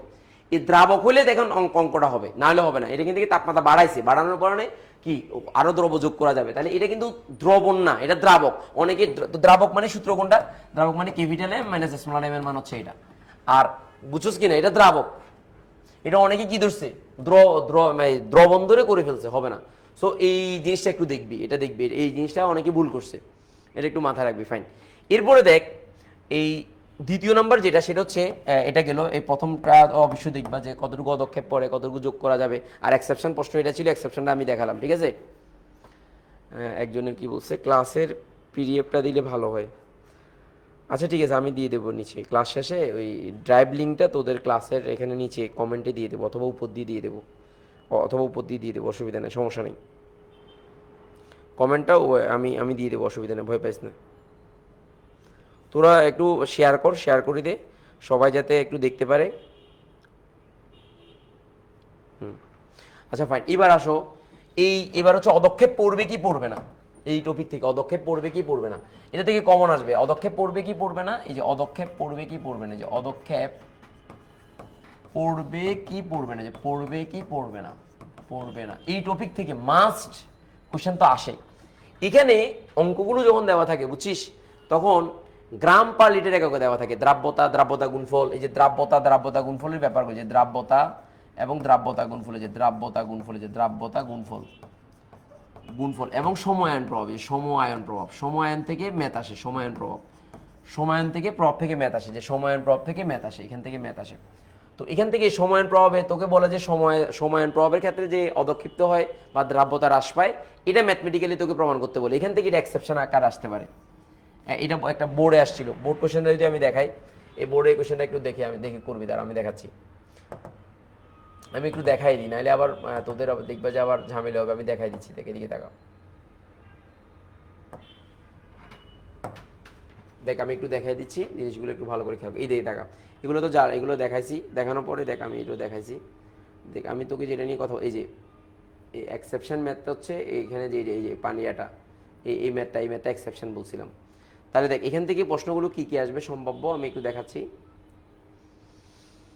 এই যে কেএসপি কেআইপি এই অঙ্কটা এই যে রাজশাহী বোর্ড 2000 আসছে 17 সালে আসছে তারপর সংক্ষেপের প্রশ্নগুলো তোরা পারবি এগুলো নিয়ে কোনো ঝামেলা নেই ঝামেলাটা হবে অনেক সময় গ্রাম পালিটির এককে দেওয়া থাকে এটাকে মোল পালিটির এককে কনভার্ট করতে হয় তো এই ব্যাপারগুলো একটু দেখবি আর এখানে এক্সেপশন আকারে দেখবি এই কোশ্চেনটা আমার কাছে কেন জানি খুব ইম্পর্টেন্ট মনে হচ্ছে এটা খুবই ইম্পর্টেন্ট মনে হচ্ছে এটা থেকে সিকিউ আসবে এবং কোন একটা বোর্ডে মনে হয় আসছে এটা থেকে সিকিউ আসবে আমি তোকে পুরোটা এখানে রেখে দিলাম এখান থেকে সিকিউ আসবে এটা থেকে সিকিউ আসতে পারে এই কোশ্চেনটা থেকে সিকিউ আসতে পারে দেখ এই কোশ্চেনটা থেকে সিকিউ আসতে পারে কেন জানি মনে হচ্ছে এই যে প্রশ্ন যদি একটু ঘুরাই তাহলে এই কোশ্চেনটা থেকে সিকিউ আসবে দেখ এই কোশ্চেনে এই হাইড্রোক্সাইডের মানটা যে হাইড্রোক্সাইডের এই মানটা গ্রাম পার লিটার এককে দেওয়া আছে তো প্রথম কাজ হচ্ছে এই গ্রাম পার লিটার এককে মোল পার লিটারে কনভার্ট করে যে গ্রাম পার তার মানে এই হাইড্রোক্সাইডের ঘনমাত্রা কত এটা যখন ভাঙবি তখন হাইড্রোক্সাইড 3টা পাওয়া যাবে 3s তো তাহলে 3s এর মান যদি এত হয় তাহলে 17 দ্বারা ভাগ করবি কেন কারণ হাইড্রোক্সাইডের আণবিক ভর বা আয়নিক ভর হচ্ছে কত বলো 17 তো 3s সমান এত s এর মানটা বের করছস তো s এর মানটা বের করলে বাকি মানটা বের করতে পারবি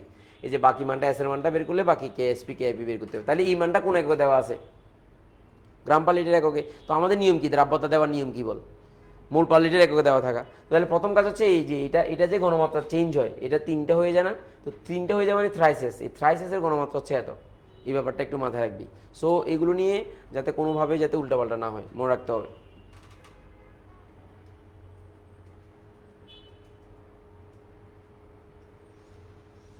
এবার আমি আরো দেখাচ্ছিলাম এই কোনটা একটা এক্সেপশনের একটা করে রাখতে বলছিলাম যে এই কোশ্চেনটা তোকে করতে বলছিলাম যে সময়ের নিয়ে অঙ্কটা এই অঙ্কটা সময়ের নিয়ে তোকে আসবে এটা একটু কষ্ট করে এটা করে রাখবি সময়ায়ন প্রভাব নিয়ে আমি দেখাচ্ছি এই সময়ায়ন প্রভাবের এই ম্যাথটা একটু করে রাখবি এটা দ্বারা হবে এই সময়ায়ন প্রভাবের এই ম্যাথটা আমি দেখাচ্ছি এই যে এই ম্যাথটা এই সময়ায়ন প্রভাবের এই ম্যাথটা আমি জানি না তোমরা করছিস কিনা অঙ্কটা এই ম্যাথটা মাস্ট করবি এই সময়ায়ন প্রভাবের এই ম্যাথটা এই যে এই ম্যাথটা মাস্ট করবি যে সময়ায়ন প্রভাবের এটা কেন জানি আমার কাছে মনে হচ্ছে চলে আসতে পারে ভেরি ভেরি ইম্পর্টেন্ট সময়ায়ন প্রভাব ভেরি ভেরি ইম্পর্টেন্ট সময়ায়ন প্রভাবের এই ম্যাথটা খুবই গুরুত্বপূর্ণ প্রশ্ন দেখ এই সময়ায়ন প্রভাবের এখানে তোকে বলেছে দ্রাব্যতার পার্থক্যের কারণ কি আর এখানে এইটা হচ্ছে দ্রাব্যতা নির্ণয় করে যে এই বি পাত্রে তো বি পাত্রে হচ্ছে সময়ায়ন প্রভাব আছে এখানে সময়ায়ন প্রভাব আছে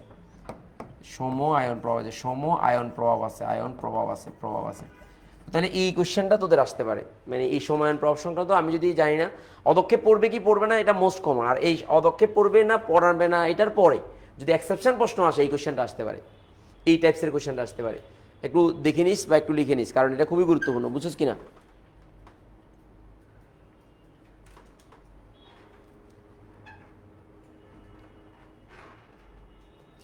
গেল এটা সময়ায়ন প্রভাব এরপর হচ্ছে খুবই কমন একটা প্রশ্ন আসে সেটাও দেখা দিই খুবই কমন একটা প্রশ্ন হচ্ছে এটা এই কোশ্চেনটা এই যে এই কোশ্চেনটা খুবই কমন একটা প্রশ্ন এই যে এই কোশ্চেনটা খুবই কমন এটা যে বেশি বেশি বার আসছে, একবার এটা 3-4 বার অলরেডি বোর্ডে আসছো, এটা এই কোয়েশ্চেনটা বেশি বেশি আসছে, যে অদক্ষেপটা এবং তাদের আয়নের গণমাত্রা, এই কোয়েশ্চেনটা বেশি বেশি, এটা বিভিন্নভাবে আসছে, কোয়েশ্চেনটাকে বিভিন্নভাবে দিছে, মানে উল্টাপাল্টা বা বিভিন্নভাবে তোর এটা প্যাঁচ পুঁচ করে এই কোয়েশ্চেনটা দিছে।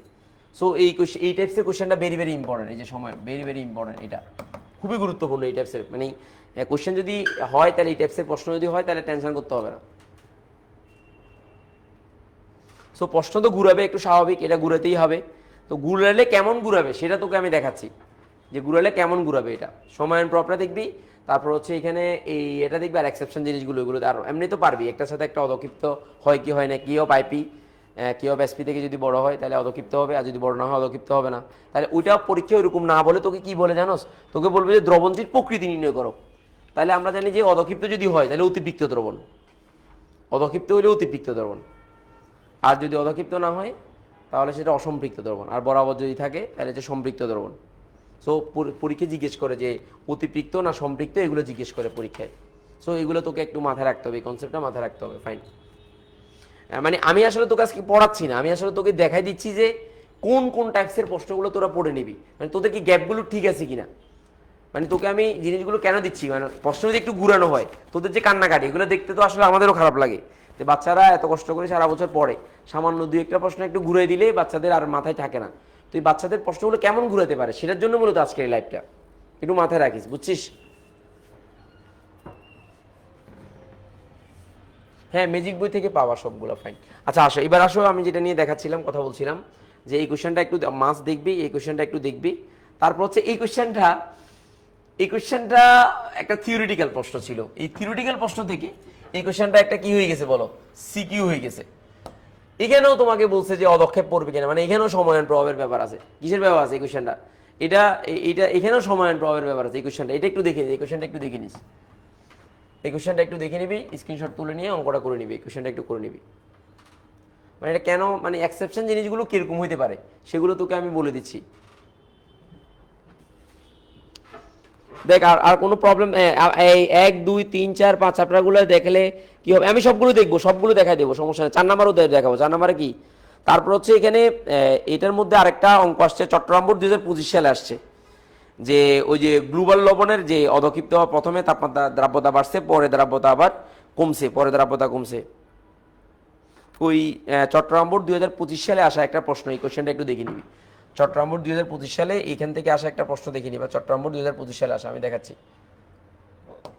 চট্টগ্রাম বোর্ড 2025 সালে আসা একটা প্রশ্ন, আমি একটু দেখাচ্ছি। চট্টগ্রাম বোর্ড 2025 সালে আসা, আমি প্রশ্নটা একটু দেখাচ্ছি, দাঁড়া। চট্টগ্রাম বোর্ড 2025 আসছে, চট্টগ্রাম বোর্ড 2025 সালে আসা প্রশ্ন আমি দেখাচ্ছি, একটু দেখে নিস। চট্টগ্রাম বোর্ড 2025 সালে, যে চট্টগ্রাম বোর্ড 2025 সালে আসা প্রশ্ন, এই কোয়েশ্চেনটা একটু দেখে নিবি, দাঁড়া আমি দেখাচ্ছি। গ্লোবাল লবণের যে ব্যাপারটা, এটা এই যে চট্টগ্রাম বোর্ড কই, এই যে চট্টগ্রাম বোর্ড 2025, এই কোয়েশ্চেনটা একটু দেখে নিবি, এই যে এই কোয়েশ্চেনটা একটু দেখে নিবি, যে এই কোয়েশ্চেনটা, এই কোয়েশ্চেনে দেখ, এই কোয়েশ্চেনে বড়টাই যে এটা চিত্র ভিন্ন হওয়ার কারণ কি, এটাও দ্রাব্যতা থেকে প্রশ্ন, এটাও দ্রাব্যতা থেকে প্রশ্ন।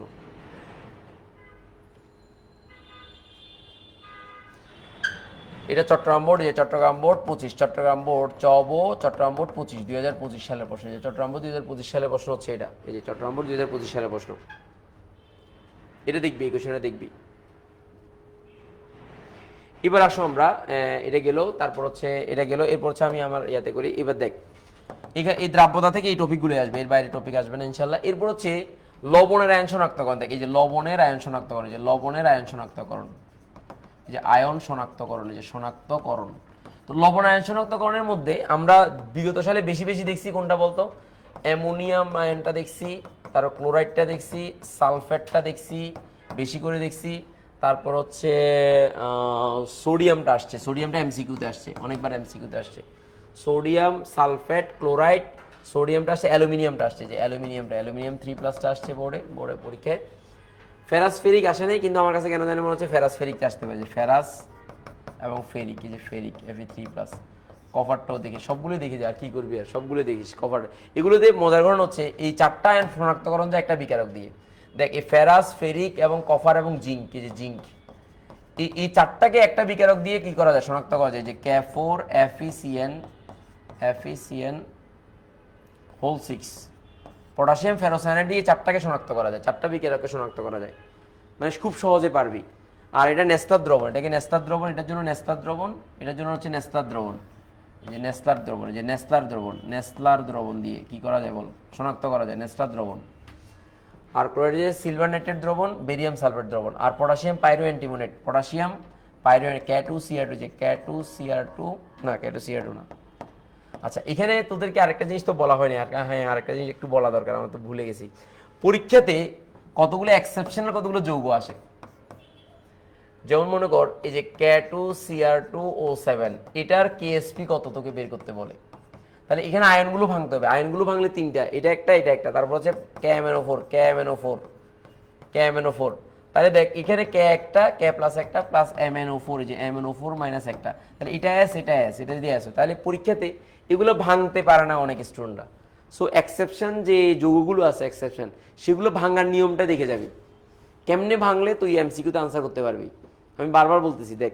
তারপর হচ্ছে দেখ এদিকে দেখা, যেমন ক্যালসিয়াম, এই যে ক্যালসিয়াম অক্সালেট, এই যে K2C2O4, এই ক্যালসিয়াম অক্সালেটে এখানে ক্যালসিয়াম 2 হবে না, ক্যালসিয়াম 1। তাহলে এখানে দেখ এখানে ক্যালসিয়াম একটা, আর এখানে প্লাস এই যে অক্সালেট আয়ন, এই যে অক্সালেট আয়ন একটা, তাহলে এটা এস যদি হয় তাহলে এটাও এস এটাও এস। সো এই ব্যাপারগুলা পরীক্ষা আসবে, এক্সেপশন রুলসগুলো, এগুলো একটু কেআইপি কেএসপি নির্ণয় করা যে ব্যাপারটা, সেগুলো একটু দেখে যাস, এক্সেপশনগুলো একটু পরীক্ষা দেখে যাস, তার কোনো ঝামেলা হবে না ইনশাল্লাহ, আর কোনো ঝামেলা হবে না ইনশাল্লাহ।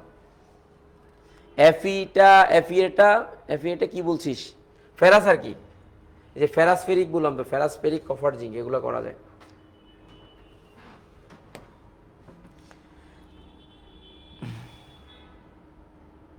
দেখ এটার সংকেত হচ্ছে এখানে যেটা, সেটা হচ্ছে K2H2SB2O7, এই পটাশিয়াম পাইরো অ্যান্টিমোনেটের সংকেত। K2H2SB সবগুলো 2 একটা 7 O7, এটা একটু মাথায় রাখিস, কারণ এটা পরীক্ষা এমসিকিউ তো অনেকবার আসছে, যে পরীক্ষা এমসিকিউ তো অনেকবার আসছে, কি বলতো পটাশিয়াম পাইরো অ্যান্টিমোনেট, এটা সোডিয়াম শনাক্ত করা যায়, এটা সোডিয়াম শনাক্তকরণের জন্য এই যৌগটা ব্যবহার করা হয়।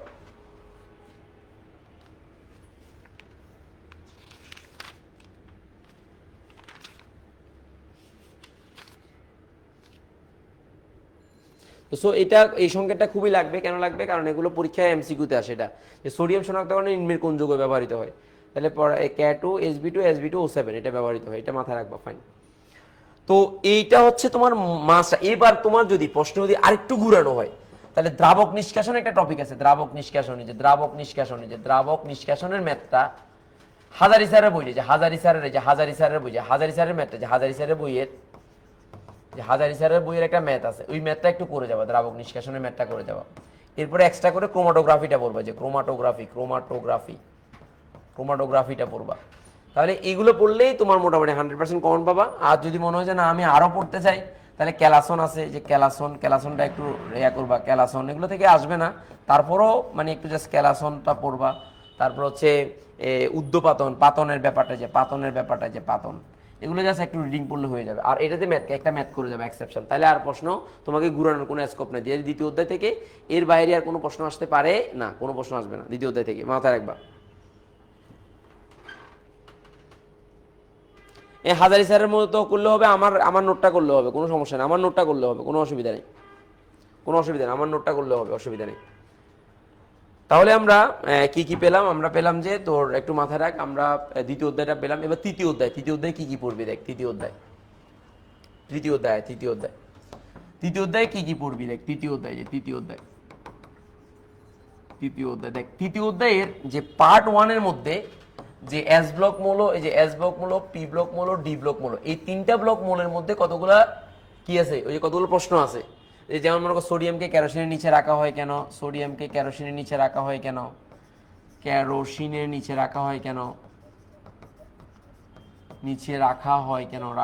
কেন, এই একটা প্রশ্ন। তারপর PCl5 তৈরি হলে দেখ, এই PCl5 তৈরি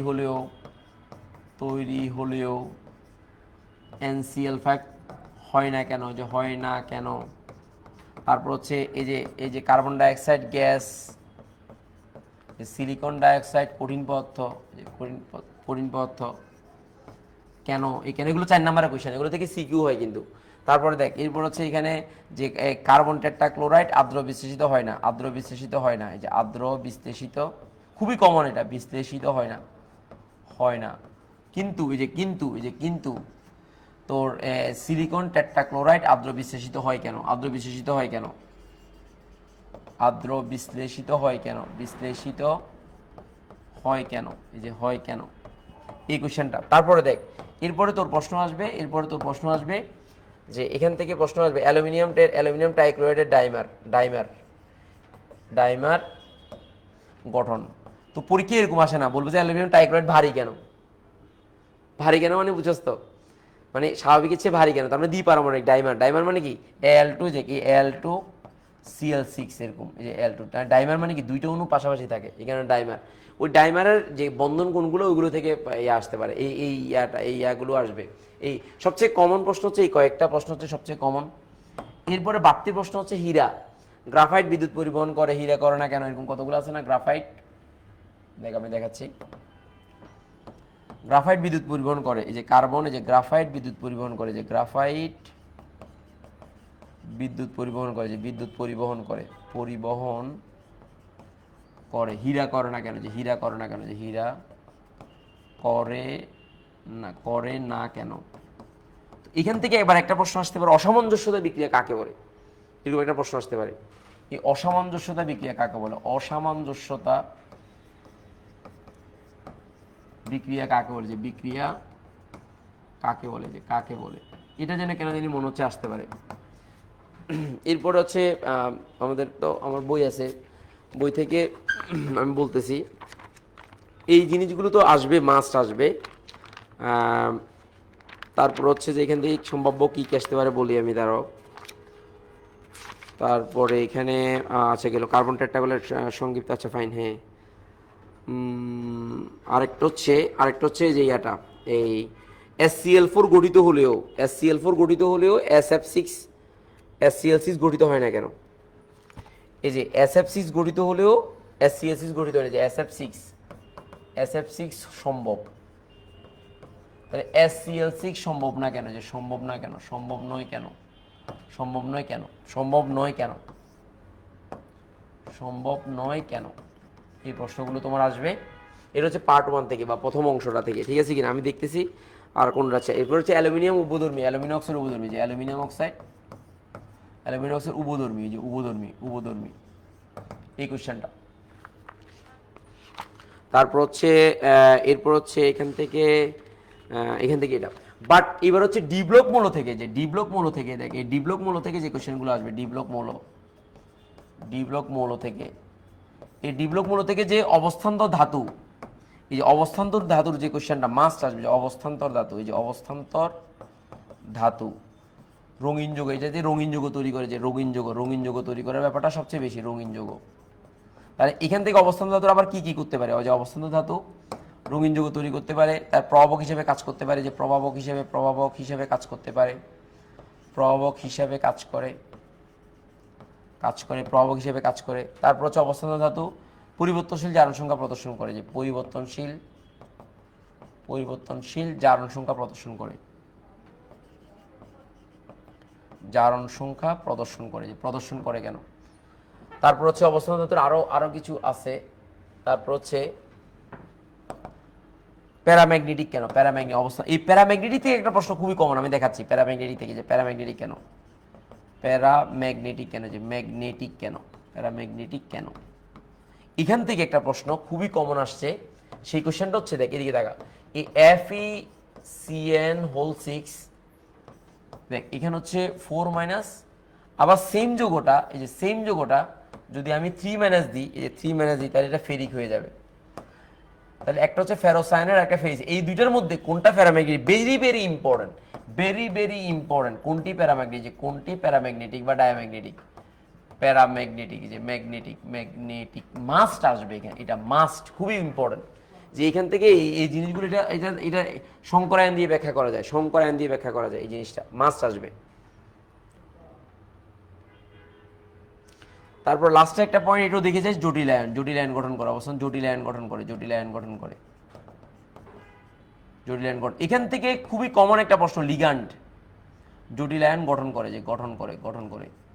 আর এখান থেকে খুবই একটা প্রশ্ন হচ্ছে লিগ্যান্ডের যে ব্যাপারটা, লিগ্যান্ডটা পরীক্ষা আসবে, লিগ্যান্ড লিগ্যান্ডটা পরীক্ষা, লিগ্যান্ড কাকে বলে, তারপর হচ্ছে লিগ্যান্ডটা একটু দেখবি এখান থেকে। লিগ্যান্ড আমি স্লাইডটা তোদেরকে দিয়ে দেবো। লিগ্যান্ড,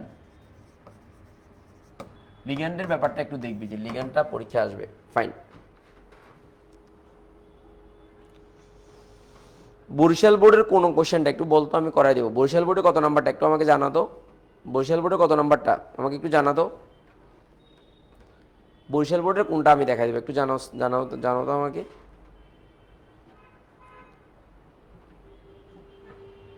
বরিশাল বোর্ডের কত নাম্বারটা?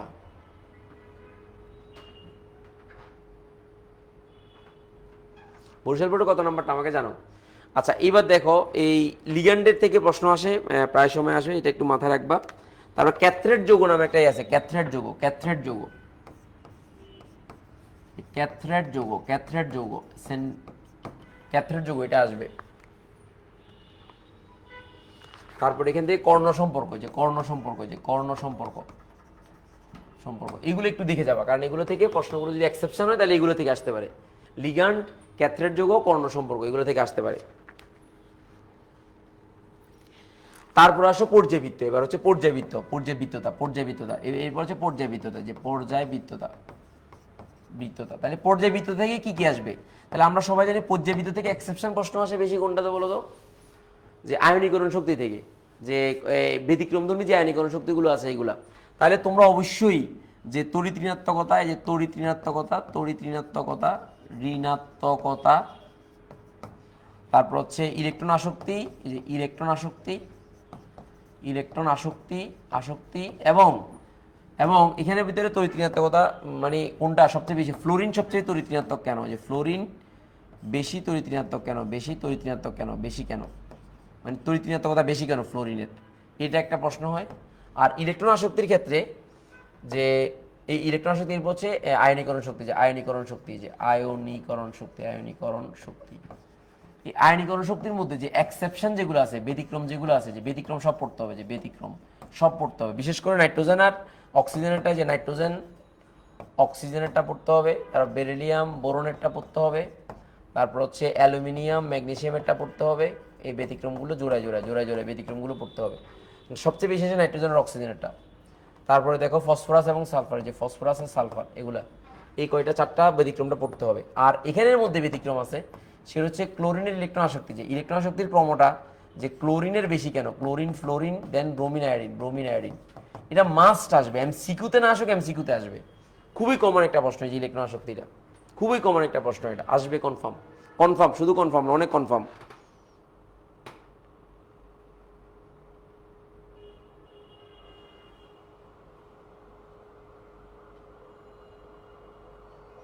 আচ্ছা এবার আসো আমরা দ্রাবক নিঃশেষণটা আমি আলাদা করে বুঝিয়ে দেবো তোদেরকে, সমস্যা আমি তোর ক্লাস দিয়ে দেবো, সমস্যা নেই।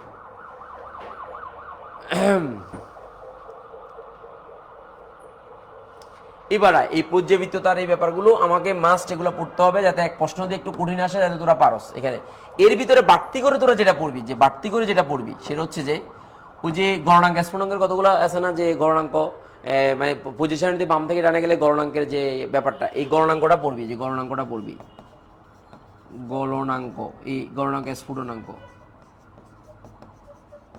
এটা পড়ে যাবে, এটা পড়ে যাবে। এখান থেকে প্রশ্ন দিতে পারে যে এটার গণনাঙ্ক, স্ফুটনাঙ্ক বেশি কেন, কম কেন, এরকম দেবে। আচ্ছা এটার পর যেটা মানে এই টপিকের পর ক্রমশীলতা এগুলো পারবি, ব্যতিক্রমধর্মীগুলো পারবি, ইলেকট্রন শক্তিগুলো পারবি, আমি বললাম। তারপর হচ্ছে যে কোনো মৌলের দ্বিতীয় ইলেকট্রন আসক্তি, মানে এমনি সাধারণত আমরা জানি যে যে কোনো মৌলের দ্বিতীয় ইলেকট্রন আসক্তি তাপ হারি কেন, এটা খুবই কমন একটা প্রশ্ন। যে কোনো মৌলের দ্বিতীয় ইলেকট্রন আসে, এখান থেকে এটা খুবই একটা কমন প্রশ্ন। যে কোনো মৌলের দ্বিতীয় ইলেকট্রন আসক্তি, যে মৌলের দ্বিতীয় ইলেকট্রন আসক্তি, দ্বিতীয় ইলেকট্রন আসক্তি, যে ইলেকট্রন আসক্তি, আসক্তি, আসক্তি কি কেন বলতো, ধনাত্মক কেন, এই যে ধনাত্মক কেন, ধনাত্মক কেন, খুবই কমন একটা প্রশ্ন। এটা কেন জানি মনে হচ্ছে আসতে পারে, যে কোনো মৌলের দ্বিতীয় ইলেকট্রন আসক্তি ধনাত্মক কেন, এটা কেন জানি মনে হচ্ছে আসতে পারে। সো এটা দেখবি, ফাইন। এবার আয় আমরা পর্যাবৃত্ততা শেষ, এবার হচ্ছে আমাদের সবচেয়ে কমন যে সিগমা বন্ধন, পাই বন্ধনটা, তার মানে কি সমযোজী যৌগ। এই সমযোজী যৌগের মধ্যে এবং সংকরায়ন, এই সমযোজী যৌগের মধ্যে সমযোজী যৌগ, এই যে সমযোজী যৌগ, সমযোজী যৌগ, এই সমযোজী যৌগের মধ্যে আমার সবচেয়ে যেটা লাগবে সিগমা পাই বন্ধন। তার মানে কি এই যে এই সমযোজী যৌগের মধ্যে সিগমা বন্ধন, এই যে সিগমা বন্ধন, পাই বন্ধন, পাই বন্ধন ডিটেলস লাগবে, যে ডিটেলস পড়বি ডিটেলস।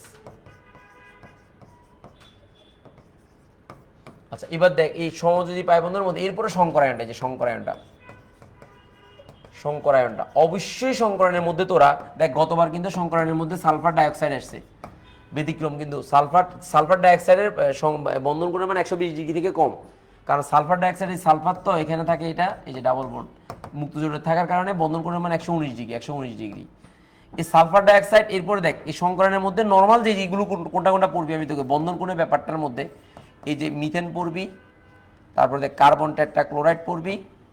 এক্সেপশনের মধ্যে দেখ জ্যানন ডাইফ্লুরাইড, এই যে জ্যানন ডাইফ্লুরাইড, জ্যানন টেট্রাফ্লুরাইড, যে জ্যানন টেট্রাফ্লুরাইড, এই যে জ্যানন টেট্রাফ্লুরাইড, আর জ্যানন হেক্সাফ্লুরাইডটা পড়বি, জ্যানন হেক্সাফ্লুরাইড, জ্যানন হেক্সাফ্লুরাইড, এই যে হেক্সাফ্লুরাইড, এই পড়বি, এটা পড়বি, অবশ্যই পড়বি। এরপরে দেখ এরপরে এইখানের মধ্যে কার্বন ডাইঅক্সাইডটা মাস্ট পড়বি, কার্বন ডাইঅক্সাইডটা। এরপর হচ্ছে অ্যামোনিয়াটা এবং পানিটা তো মাস্ট, অ্যামোনিয়ার পানি সবচেয়ে বেশি আসে, যে অ্যামোনিয়ার পানি। এরপর দেখ অ্যামোনিয়াম আয়নটা আসবে, এটার সাথে এটা বন্ধন কোণ। তারপর আসবে হাইড্রোনিয়াম আয়ন, যে হাইড্রোনিয়াম আয়নটা মাস্ট, এগুলো মাস্ট পড়বি। তারপর হচ্ছে বোরন টাইফ্লুরাইড, এই যে বোরন টেট্রাফ্লুরাইড এবং বোরন টাইফ্লুরাইড, এই দুটোর মধ্যে ভিন্নতা কেন? ঠিক সেমভাবে অ্যালুমিনিয়াম টাইক্লোরাইড এবং অ্যালুমিনিয়াম টেট্রাক্লোরাইডের মধ্যে বন্ধন কোণের ভিন্নতা কেন, এইগুলো মাস্ট পড়বি, এগুলো মাস্ট পড়তে হবে, যে ব্যতিক্রম। এরপর কার্বন ডাইঅক্সাইড, এরপরে কার্বন ডাইঅক্সাইডটা পড়তে হবে, কার্বন ডাইঅক্সাইডটা পরীক্ষা এসেছে, কার্বন ডাইঅক্সাইডটা পরীক্ষা সরলরৈখিক কেন, কার্বন ডাইঅক্সাইডটা সরলরৈখিক কেন। এরপরে জটিল আয়ন সংকরণের মধ্যে যে এই K4Fe, যে Fe CN6 এটা পড়বি। তারপর হচ্ছে আরেকটা পড়বি K3Fe, যে K3Fe CN6 পটাশিয়াম ফেরোসায়ানেট, এই দুইটা সংকরণটা পড়বি, এটা সংকরণ। এগুলো যে খুবই কমন আসে পরীক্ষায়, মানে খুব এবার বাড়তি করে, মানে এক্সেপশন যদি আসে তাহলে এখান থেকে আসবে, এই এক্সেপশন যদি আসে এইগুলো এই যে এটা এবং এটা আসছে, তারপরে যে এই হাইড্রোনিয়াম আয়নটা আসছে, তারপর হচ্ছে এরপরে অ্যামোনিয়া তো খুবই কমন। আর আরও যদি তোরা পড়বি তাহলে PCl5, এই যে PCl3 পড়বি। PCl3 বন্ধন কোণ কিন্তু 100 ডিগ্রি, 100 ডিগ্রি মনে রাখিস। তারপর হচ্ছে এই ফসফিন PH4, এটার বন্ধন কোণ হচ্ছে 94 ডিগ্রি, 94 ডিগ্রি। তারপর হচ্ছে PH4 না PH3। তারপর হচ্ছে ইয়াটা, এরপর হচ্ছে H2S এর বন্ধন কোণ, H2S এর বন্ধন কোণ হচ্ছে 92 ডিগ্রি, যে 92 ডিগ্রি, এগুলো খুবই কমন। তারপর হচ্ছে NF, এই যে NF3 নাইট্রোজেন টেট্রাফ্লুরাইড, এটার বন্ধন কোণের মান সম্ভবত 100 কত ডিগ্রি, 102 ডিগ্রি, এটা 102 ডিগ্রি বন্ধন কোণের মান। এই মানগুলো মুখস্থ রাখবি, এই এক্সেপশন জিনিসগুলো, এগুলো যেখানে যেখানে যা যা সংকরণ বলতেছি এগুলো মাস্ট পড়ে যাবি পরীক্ষায়। অ্যামোনিয়ার বন্ধন, যে অ্যামোনিয়া তো দিলাম, অ্যামোনিয়ার বন্ধন কিন্তু মাস আসবে, এটার সাথে এগুলো খুব মানে ইয়ে করে আসে, যে ফসফিনের 94 ডিগ্রি কেন, তারপর হচ্ছে CL5 এর 100 ডিগ্রি কেন, এই ব্যতিক্রমগুলো অবশ্যই পড়ে যেতে হবে, ব্যতিক্রমগুলো অবশ্যই পড়ে যেতে হবে। সালফার ডাইঅক্সাইড টেট্রাক্লোরাইড, এরপরে ইথেনটা এবং অ্যালকাইনটা, এই যে ইথেন, এরপর হচ্ছে ইথেন C2H6 আর একটা C ডাবল বন্ড, অর্থাৎ C2H2 আর কি, ইথাইন আর কি, C2H2 এটা ইথাইনটা। আর যদি আরো বেশি সতর্ক থাকে C6H6টাও পড়ে যাবে, বেনজিনটাও পড়ে যাবে, তাহলে আর কোশ্চেনটা এখানে এর বাইরে আসবে না ইনশাল্লাহ।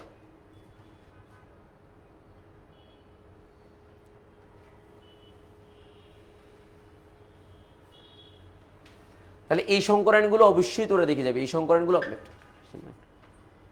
আমি দিয়ে আসবো। তুই কি বাইক নিয়ে আসছো? সমস্যা না, আমি দিয়ে আসবো। একটু বসো না, বাচ্চাকে কিছু খাও, নিয়ে আসো, অসুবিধা নেই, একসাথে যাবো, শেষে একটু দেখাই দিই। তো আমি যেটা নিয়ে কথা বলছিলাম তোদের, এর বাইরে কোনো এইগুলো যেগুলো পড়াচ্ছি এর বাইরে কোনো কিছু আসবে না ইনশাল্লাহ। যেগুলো বললাম এইগুলো দেখে যাবে, এক্সেপশনগুলোর মধ্যে আছে এটা এই গোল চিহ্নগুলো না বেশি বেশি আসছে। যেমন গতবার সালফার ডাইঅক্সাইড আছে, সালফার ডাইঅক্সাইড আসছে বন্ধন কোণের মানটা, কিন্তু সালফার ডাইঅক্সাইডের বন্ধন কোণের মানটা কিন্তু 100 কত ডিগ্রি বল, 120 ডিগ্রি। সো এই জিনিসগুলো, এই বন্ধন কোণের ব্যাপারগুলো এবং এই কনসেপ্টগুলো একটু দেখতে হবে, কারণ এগুলো থেকেই পরীক্ষায় প্রশ্নগুলো আসবে, একটু মাথায় রাখিস, ঠিক আছে? আর এই যে জটিল লাইনের মধ্যে এই দুইটা দেখবি, তারপর হচ্ছে আর এখানে এইগুলোর বন্ধন কোণের মানগুলো একটু মুখস্থ রাখবি, দ্যাটস ইট। তাহলে সংকরণ টপিকটা ক্লিয়ার হয়ে গেল। আর সবচেয়ে বেশি আসে পরীক্ষা কোনটা বল? এই দুইটা সবচেয়ে বেশি আসে, সবচেয়ে বেশি আসে এই দুইটা, আরগুলো আসে না। ফাইন, এবার আসো গেল সংকরণটা গেল। সংকরণের পরপর দেখ, সংকরণের পরপর ফাজানের নীতি এই ফাজানের নীতিটা দেখবি যে ফাজানের নীতি থেকে প্রশ্ন আসে, দ্রাব্যতা বিষয়ক ফাজানের নীতি। তারপর হচ্ছে হাইড্রোজেন বন্ধন, যে ফাজানের নীতি, এরপর হচ্ছে হাইড্রোজেন বন্ধন, 2 নম্বর হাইড্রোজেন বন্ধন। এই হাইড্রোজেনের বন্ধনের মধ্যে অর্থোনাইট্রোফেনল এবং প্যারানাইট্রোফেনলের যে ব্যাপারটা, অর্থোনাইট্রোফেনল, এই যে অর্থোনাইট্রোফেনল, এই যে নাইট্রোফেনল, ফেনল ও প্যারানাইট্রোফেনল, এই যে প্যারানাইট্রোফেনল, নাইট্রোফেনল, এই দুইটার যে যে ইয়াটা আছে, মানে একটার গণনাঙ্ক স্ফুটনাঙ্ক, একটা স্ফুটনাঙ্ক বেশি, তার অর্থোনাইট্রোফেনলের হচ্ছে কি বল, অর্থোনাইট্রোফেনল হচ্ছে কম, স্ফুটনাঙ্ক কম, আর প্যারানাইট্রোফেনল স্ফুটনাঙ্ক বেশি। এই বেশি কেন, এই কেন স্ফুটনাঙ্ক, এই বেশি কেন, এইটাই কেন জানি মনে হচ্ছে আসতে পারে, এই জিনিসটা। তারপরে খুবই কমন একটা প্রশ্ন, H2O তরল কিন্তু H2S গ্যাস কেন? আবার পরীক্ষাতে তোকে এরকম করে বলবে না, তোকে বলবে যে উমুক এবং তমুকের হাইড্রেটের ভৌত ধর্মের ভিন্নতা ব্যাখ্যা করো, মানে হাইড্রেটের ভৌত ধর্মের ভিন্নতা ব্যাখ্যা করো, অক্সিজেন আর সালফারের। এদের হাইড্রেট গুলো হচ্ছে, অক্সিজেন হাইড্রেট হচ্ছে পানি, আর সালফার হাইড্রেট হচ্ছে কি বল, হাইড্রোজেন সালফাইড। তো দুইটার ভৌত ধর্ম ভিন্ন, মানে একটা তরল আর একটা হচ্ছে গ্যাস, এটা গ্যাস কেন অবশ্যই তুই পড়তে হবে। এরপরে লাস্টে দিয়ে কতগুলো কার্বনেটের কতগুলো বিয়োজন মাত্রা, যে কার্বনেট যৌগ, যে কার্বনেটের বিয়োজন মাত্রা, এর বিয়োজন মাত্রাটা দেখবি, বিয়োজন মাত্রা, এটা ঢাকা বোর্ডে আসছিল, ঢাকা বোর্ডে বিয়োজন মাত্রা মানে বিয়োজন আর কি, বিয়োজন তাপ, বিয়োজন মাত্রা না, বিয়োজন তাপ, এটা পরীক্ষা আসে, এটা ঢাকা বোর্ড একটা বোর্ডে আসছিল এটা। সো এর বাইরে তৃতীয় অধ্যায়ে ইনশাল্লাহ আর বেশি কিছু আসবে না। ফাজানের নীতি তা বললাম, হাইড্রোজেন বন্ধন বললাম, আর এটা এক্সেপশন আছে। তারপরে হাইড্রোজেন বন্ধনের মধ্যে এই ফাজানের নীতির মধ্যে তো গণনাঙ্ক স্ফুটনাঙ্কের প্রচুর প্রশ্ন আছে, যেমন FeCl3, এই যে FeCl3, FeCl2, তো কোনটার মধ্যে কোনটা, এই দুইটার মধ্যে বেশি আসে, কোনটার ইয়াটা বেশি, মানে কোনটার তো গণনাঙ্ক স্ফুটনাঙ্ক বেশি, কোনটার কম, পোলার আয়ন কার বেশি হয় কার বেশি কম হয়। তো পোলার আয়ন পোলারিটিতে আলাদা করে তোরা পড়বি, যে এখান থেকে যখন পড়তে যাবি পোলার আয়ন পোলারিটি, এটা পোলার আয়ন, আরেকটা হচ্ছে পোলারিটিটাও পড়বি, যে পোলারিটিটাও পড়বি আলাদা করে, শেষ। এর বাইরে ইনশাল্লাহ আর কিছু আসবে না এই তৃতীয় অধ্যায়ে, এইগুলোই এই এক্সেপশন জিনিসগুলো যেগুলো দিছি এগুলোই, এর বাইরে আর কিছু আসবে না ইনশাল্লাহ।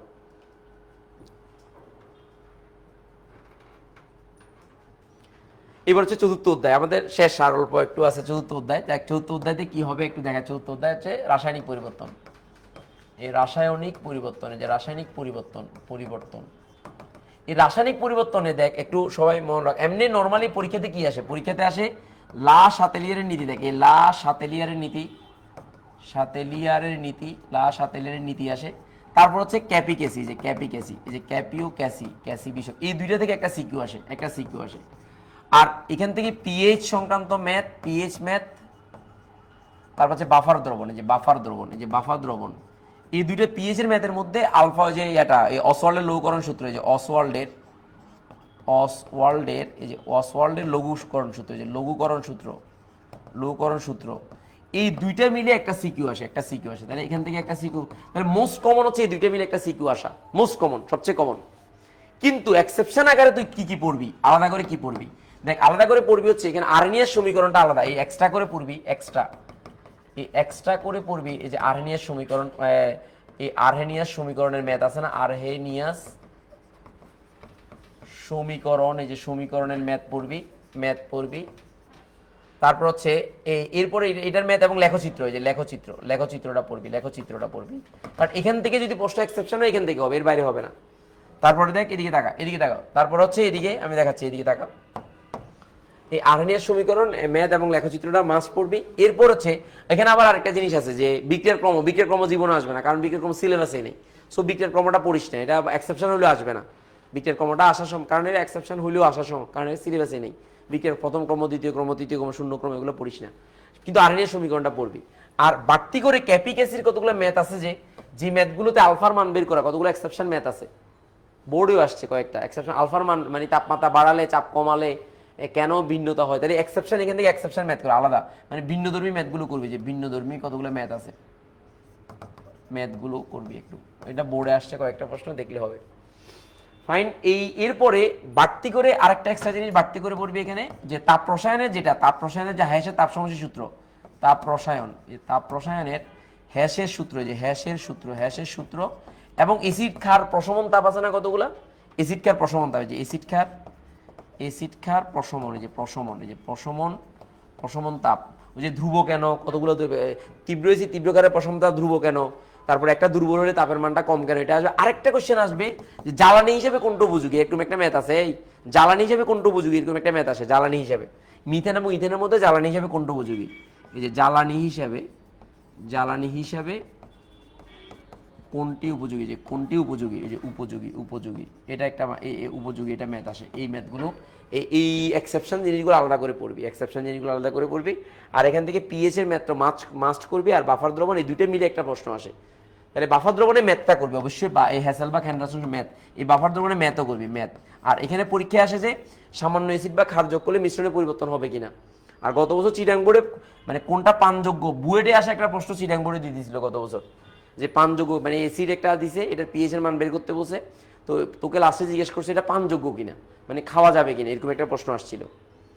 সো এখান থেকে এরপরে এক্সট্রা করে, এখানে আরো এক্সট্রা করে আমি কিছু তথ্য দিচ্ছি যেগুলো যাতে বাদ না যায়। সেটা হচ্ছে ওই যে আমাদের ইয়াটা, এই সক্রিয়ণ শক্তি যে ব্যাপারটা, যে সক্রিয়ণ শক্তি, তারপর হচ্ছে লেখচিত্র, সক্রিয় শক্তি, এটা লেখচিত্র, এই যে লেখচিত্র, তাপ উৎপাদী এবং তাপহারী বিক্রিয়ার লেখচিত্র, যে কতগুলো লেখচিত্র আছে এই লেখচিত্রগুলো। তারপর হচ্ছে বিক্রিয়ার হার, এই যে বিক্রিয়ার হার, এখানকার ম্যাথ, এই ম্যাথগুলো এগুলো করবি, বিক্রিয়ার হার, সক্রিয়ণ শক্তি, এই সংক্রান্ত ম্যাথগুলো করবি, দ্যাটস ইট। মানে এক্সেপশন, বাট পরীক্ষা আসবে এটা আর এটা, বাট লাসাদের নীতি এবং এটা, বাট তোকে আলাদা করে এগুলো এক্সট্রা করে পড়ে নিবি যাতে করে প্রশ্নটাতে কমন পাস, ঠিক আছে? তোদেরকে বিরক্ত করতে চাচ্ছি না আসলে। আচ্ছা আমি করাই দেবো, আমি তোদেরকে জাস্ট সাজেশনটা দিচ্ছি, তারপর আমি ইনশাল্লাহ যদি সম্ভব হয় শনিবার বা রোববার দিন আমি আরেকটা ক্লাস নেবো ইনশাল্লাহ, যদি সম্ভব হয় দেখি। এবার আমাদের পঞ্চম অধ্যায়টা শেষ। পঞ্চম অধ্যায়টা দেখ, পঞ্চম অধ্যায় হচ্ছে কর্মমুখী রসায়ন, এই যে কর্মমুখী রসায়ন।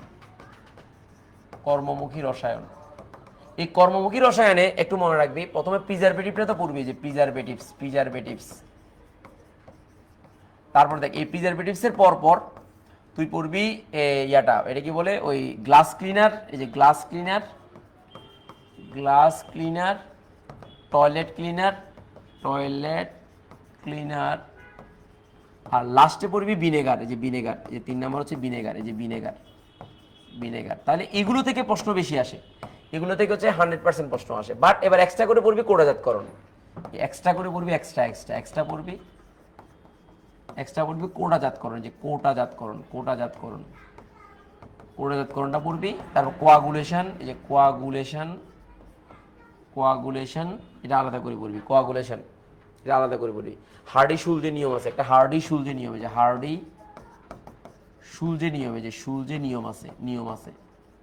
নিয়ম আছে, এই জিনিসগুলো একটু পড়ে নিবি। আর এই স্নো পাউডার এগুলো বানানো আসবে না।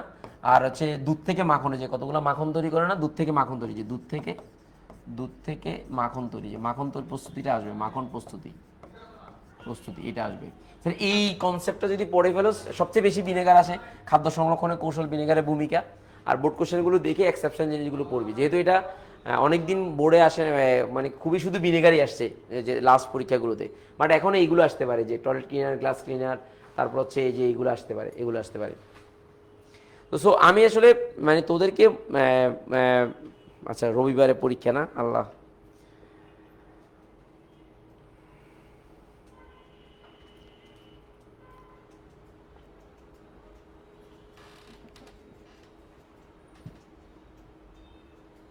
আচ্ছা এখন পিডিএফটা আমি দিয়ে দিচ্ছি, পিডিএফটা তোদেরকে এখন দিয়ে দিচ্ছি, আমি এতে সংযুক্ত করে দেবো, এখনই দিয়ে দিচ্ছি পিডিএফটা, তোরা টেনশন করিস না।